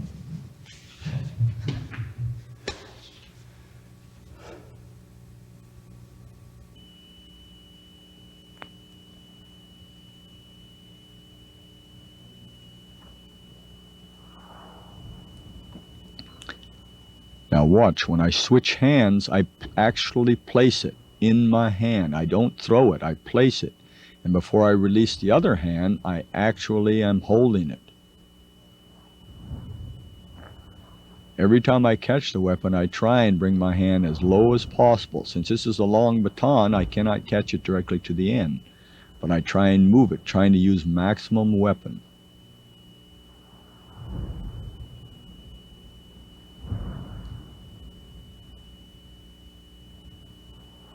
Hand is open. Exchange. Before I let go with the other one, I have already got a hold of it. It's gripped before I turn loose.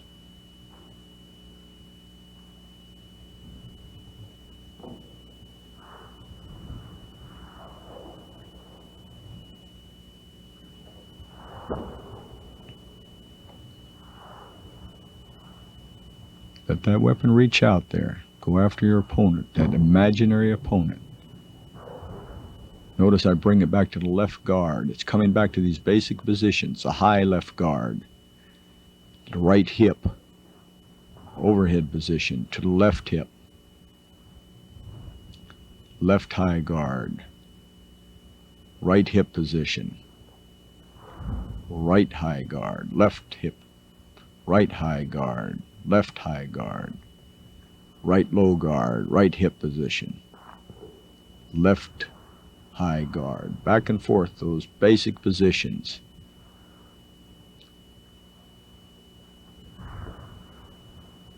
The stance changes. It goes into the triangle, it goes into a forward stance, it goes into a parallel stance, many different stances. Do what is natural for you, where you can maneuver, where you can go left, right, forward, back.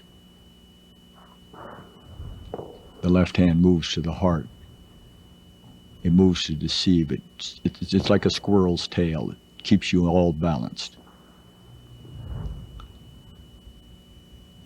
It simulates blocking. It simulates grabbing.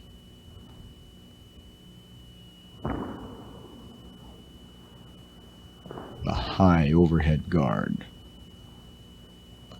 The power of the weapon can be seen and illustrated in slow motion. You can actually see this heavy piece of rattan bend right in the middle.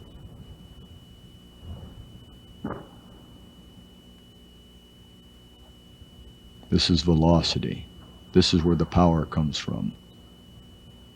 Notice how the hip, the shoulders, the wrist, the arm, all are united as one. The grip toward the end. Left hand. The same technique used over and over again. Simplicity. Practice well, the same techniques.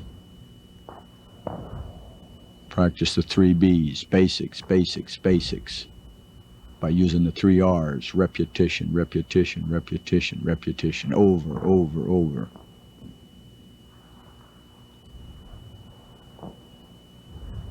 Put the power of the spirit, enthusiasm into anything you do and do it well.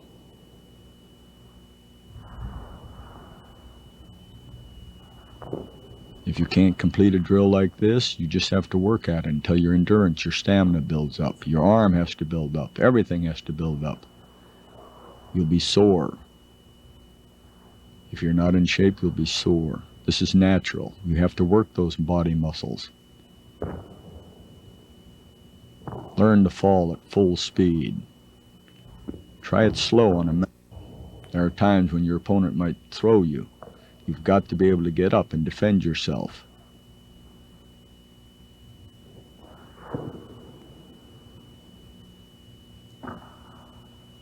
Again, learn to switch that hand.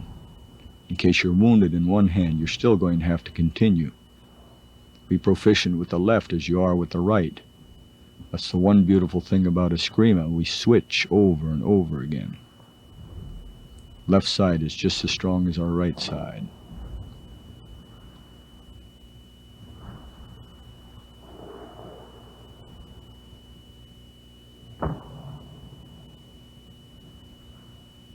Fluidity, fluidity.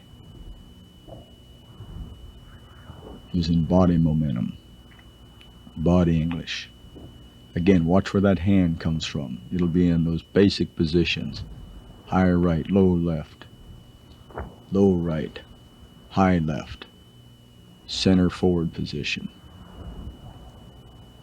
There it is. It goes to those same basic positions because that's where the momentum comes from. That's where the power comes from. The fluidity. Don't try and strong arm the weapon. Let the weapon go. Let it go its natural course. And that's exactly what we're doing here. Let that weapon go. The weapon is part of you.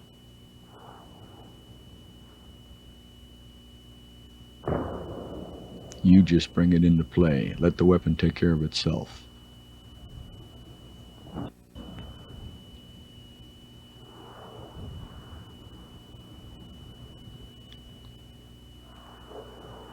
Notice how the body, the momentum of the body, using body English. Let the natural course of the weapon go on its own.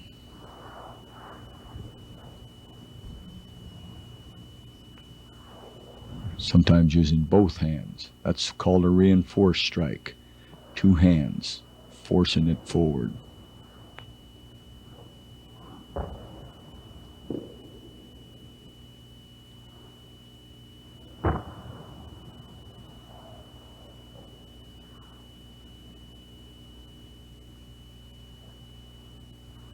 This is known as a free drill.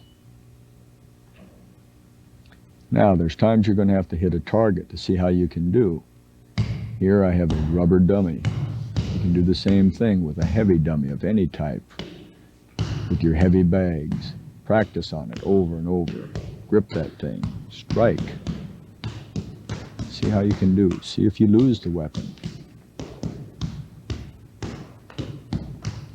Flow when striking at your opponent or your target. Flow with it. Left hand is used. Again, sometimes you notice I strike with the left hand or simulate that I block with it.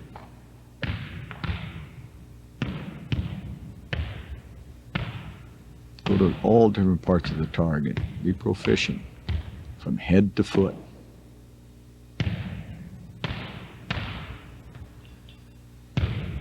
Sometimes you strike with the butt if he moves in on you. Most times you try and use the front of the weapon. The butt is used only when he moves in on you, where you're very, very, very close.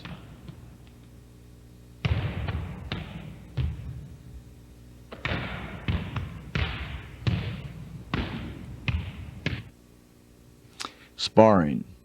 Sparring is nothing but the results of your training.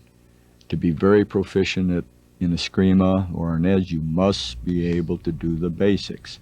After you do the basics, then we call slow free fighting. In this case, the main emphasis is to flow. In other words, not really to go fast, but to flow. In this case here, my opponent is parrying with the hands with the stick. He's also using body English. Be very careful with this drill until you start getting proficient with it. In other words, use plastic bats or something very soft. You should also wear eye protection. None of this is rehearsed. What we're doing is we're doing what is natural and we're flowing into it. The left hand, again, is used to block parry, kneeling stances, squat stances. Watch the footwork, the arm work. Keep an eye on your opponent. Flow, flow. That is known as the flow. Watch. Recovering. If you lose your balance, you learn to recover. Circle motions.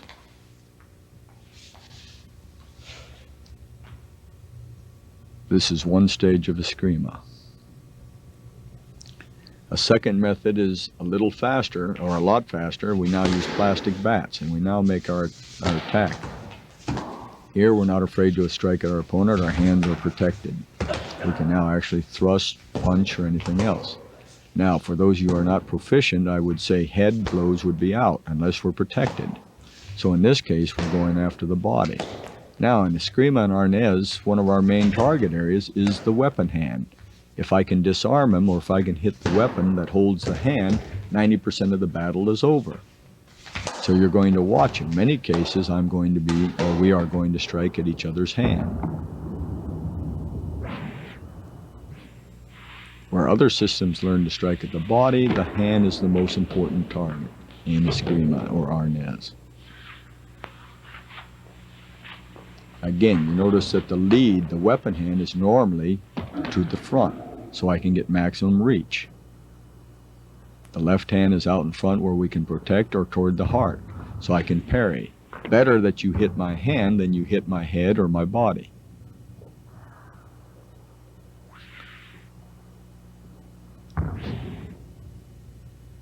That's why it is sometimes called the sacrifice hand. In other words, some people will sacrifice their hand to get a good shot in on you.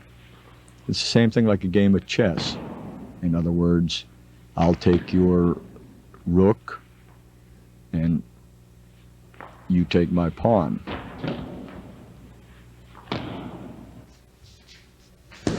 Experiment. This is the time to experiment. You go through your basics and now you're experimenting. This is your laboratory. This is the place to try. Experiment over and over. If a certain technique doesn't work, it either means you haven't trained long enough in it, or else the technique is no good. When, we don't know. It's up to you. You've got to train over and over.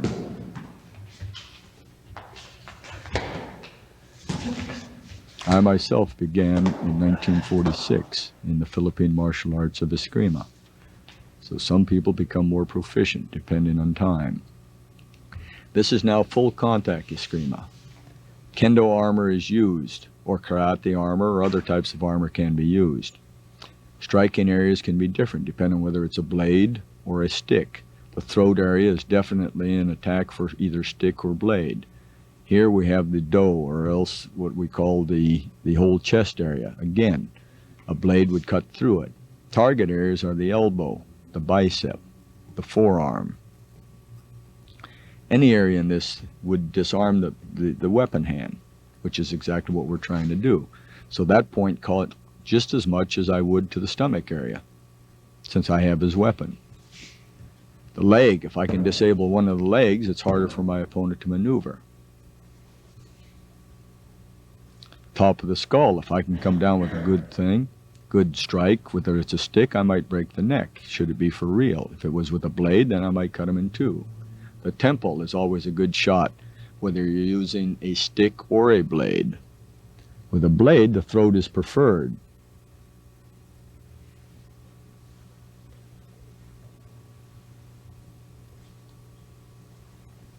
The center, whether it's a stick or a blade, is always preferred. The solar plex is right there. Again, we're after that whole arm, any part of that arm, whether blade or stick. We're after the lower leg or any part of that leg. Lower leg if it's a stick, upper leg if we have a blade.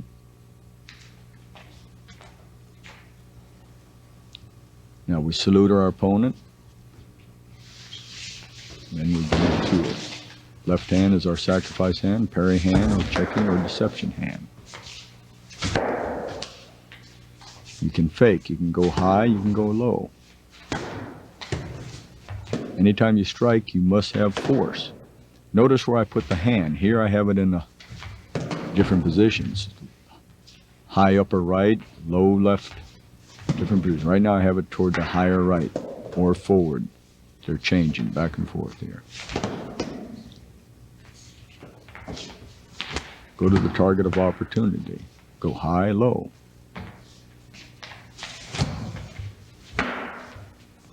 Here you notice I have the spike up, what is called the spike up. When you make a strike over there, the weapon is in the way.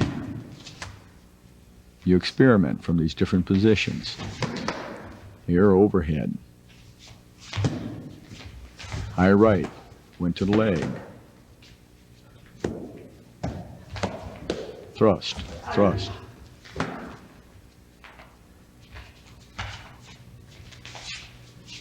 Again, experiment. Don't be afraid to experiment. That's exactly what you're doing. Sometimes you take a shot. That's where you learn. Here I switched hands. Don't be afraid to switch hands. You might be wounded in one, you're going to have to switch.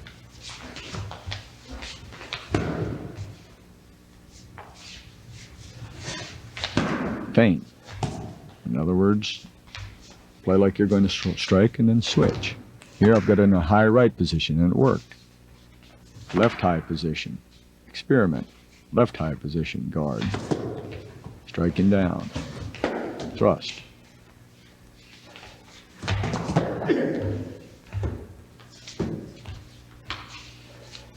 Then experiment. Try the lunge. Try the lunge.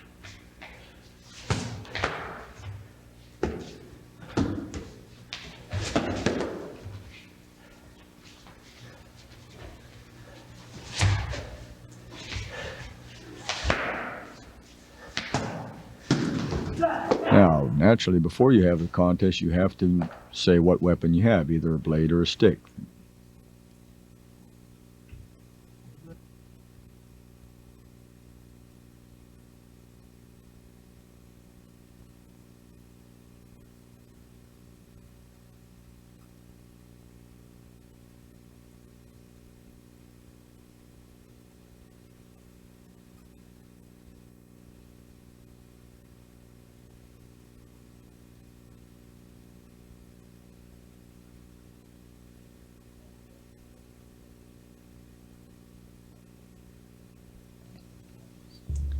Now, in self-defense techniques, you're going to have to learn how to hold and pick up your weapon should you have lost it.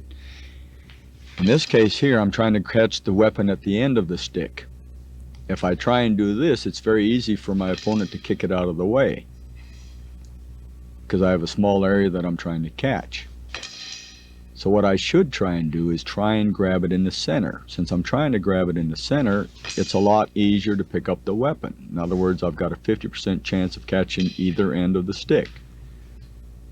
So the thing to do is to catch the weapon in the middle. Now, once I get it out, I can use both ends to strike, and then I can move my hand as I'm striking at him until I get the full length of the weapon.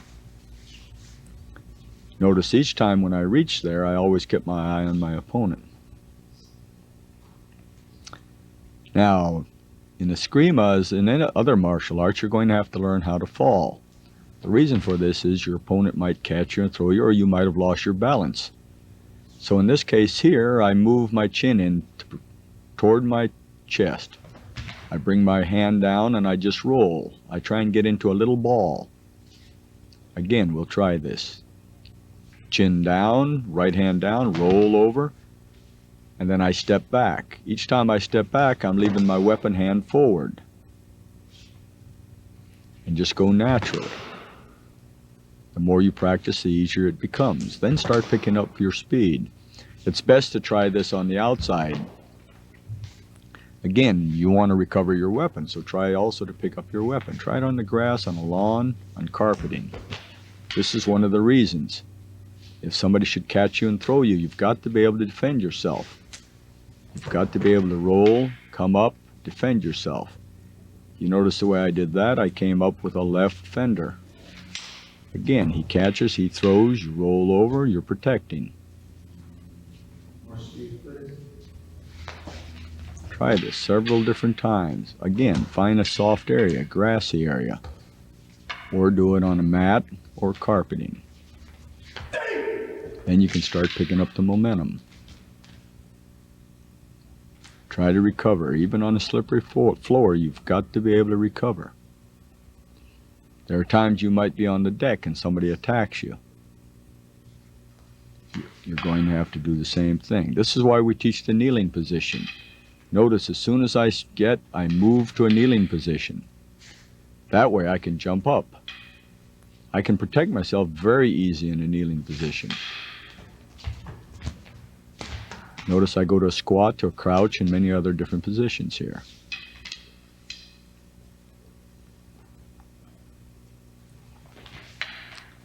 Notice the first thing I do, since it's coming from overhead, I make a left fender or an overhead block. Go immediately to the kneeling position, and then I rise. Again, practice this and start working. You'll be surprised how fast you can get up if you get into a kneeling position first. Again, try it from all 8 directions. Here we're demonstrating against 4 different directions, but try it from any direction that an opponent might attack you.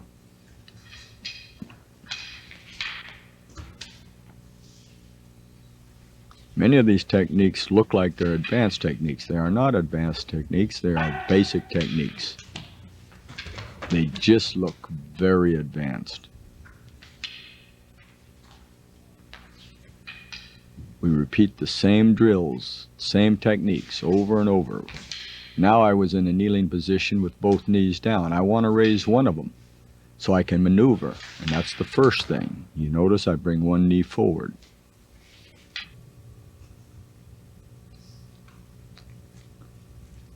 There are times when people will attack you with the leg or with kicks. Again, you learn to block to defend against these techniques. Notice I used a hanger there, same hanger to block. Same time I'm moving the body. Here I use my parry hand to block, catch, thrust. You have your partner attack you in many different techniques, whether punching, striking, or kicking, and you experiment, you try these. You'll be surprised how efficient the stick could be. Again, if you're a martial artist in karate or judo or jiu-jitsu, you can combine this with your own art, because Escrima gives you fluidity, tremendous speed. It teaches us to use those 8 directions. Here we use a diagonal squat. Here we use a back stance going straight to target. Notice the reach that you have here. Tremendous reach with that stick. We can use a reinforced block. 2 hands against it, just like we did the baton. Knife against stick. The stick has the reach.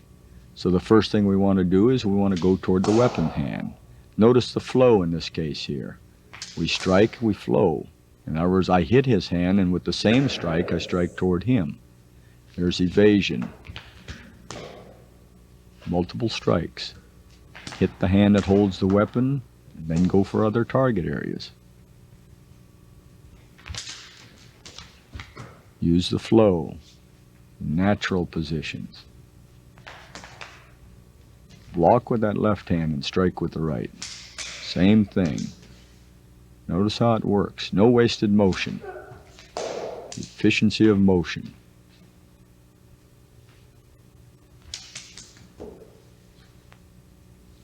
Notice the flow, the more natural position. Here I strike, I block.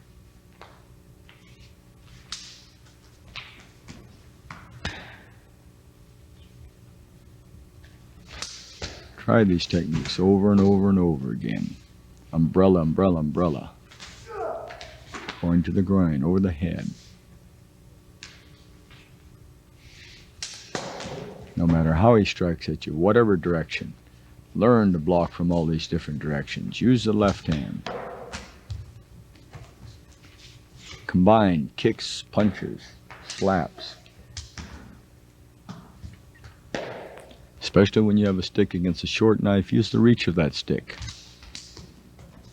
If he combines it with kicks and punches, the same thing.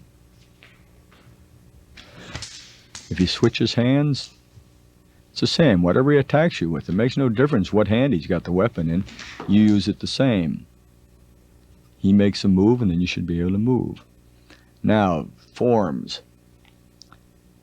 There are certain forms that you can make, or you can follow this form, and it teaches you basic techniques. Here we're doing a solo baton, a longer stick so that you can see it. Here we stand in a basic stance, parrying left, parrying right, and striking. Vertical strike. Here we're making diagonal strikes. Here we're using a horizontal, vertical cincoteros. Here we're using arrow cut, V cut.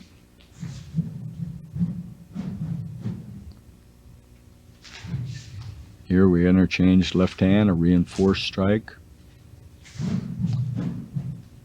Using triangle stances.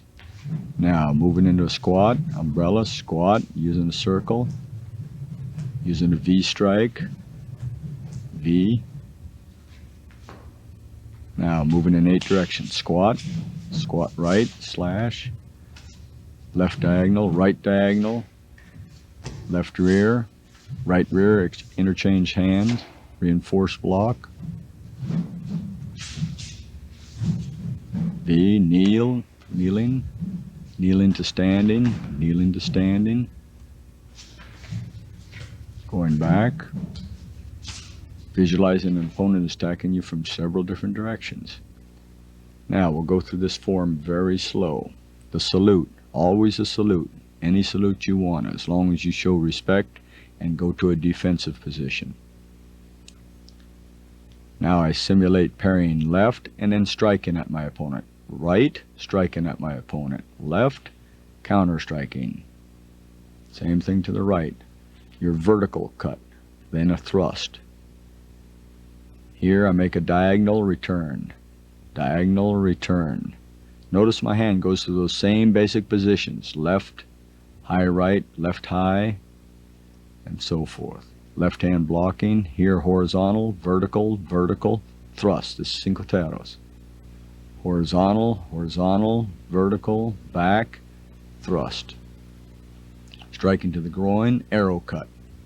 Twice. V. V. Arrow to the rear. V. Switching hands and moving to a back stance. Reinforce. A thrust. Switching the hand again. Vertical. Diagonal.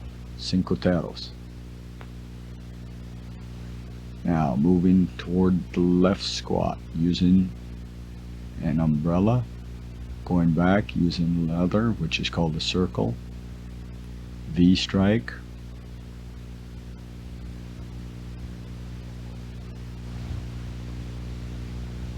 V strike,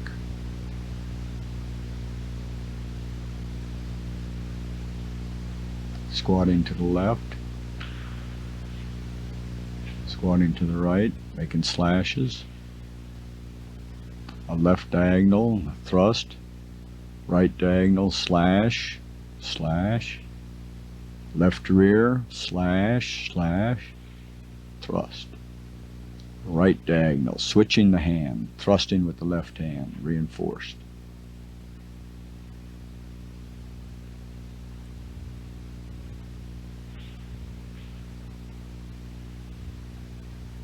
Now kneeling, making the cinco terros. Standing to kneeling, using the cinco terros. Standing to kneeling, the cinco terros, diagonal, then the thrust, the 5 cardinal blows. Striking down, thrusting.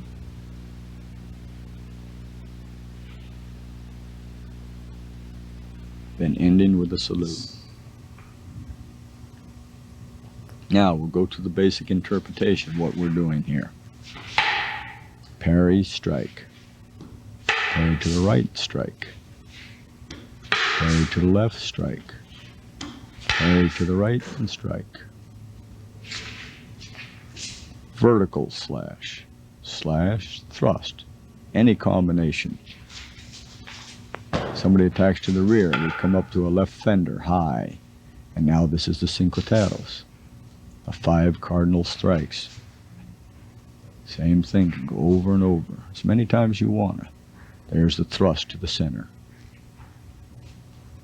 Here is a horizontal cinco terros, coming to center of mass, coming up the groin, down the top of the head, and thrust.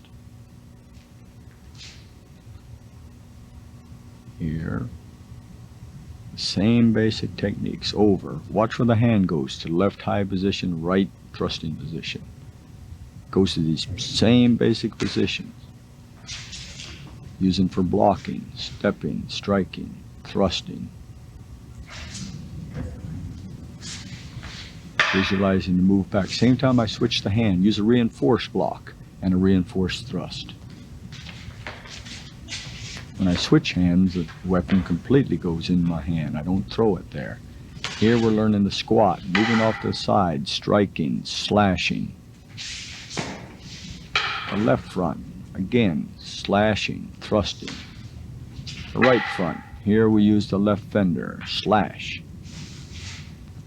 Left rear, blocking down, slash, thrust. The right rear, switching hands, striking with the reinforce and thrust with the same.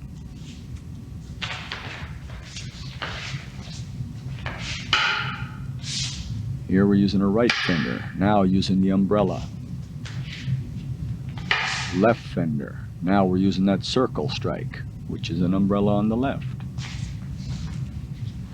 Overhead, we're now moving into that cinco terros from a kneeling position to get underneath them. Learning it from the other side, the same thing, standing if we have to. And the salute of respect.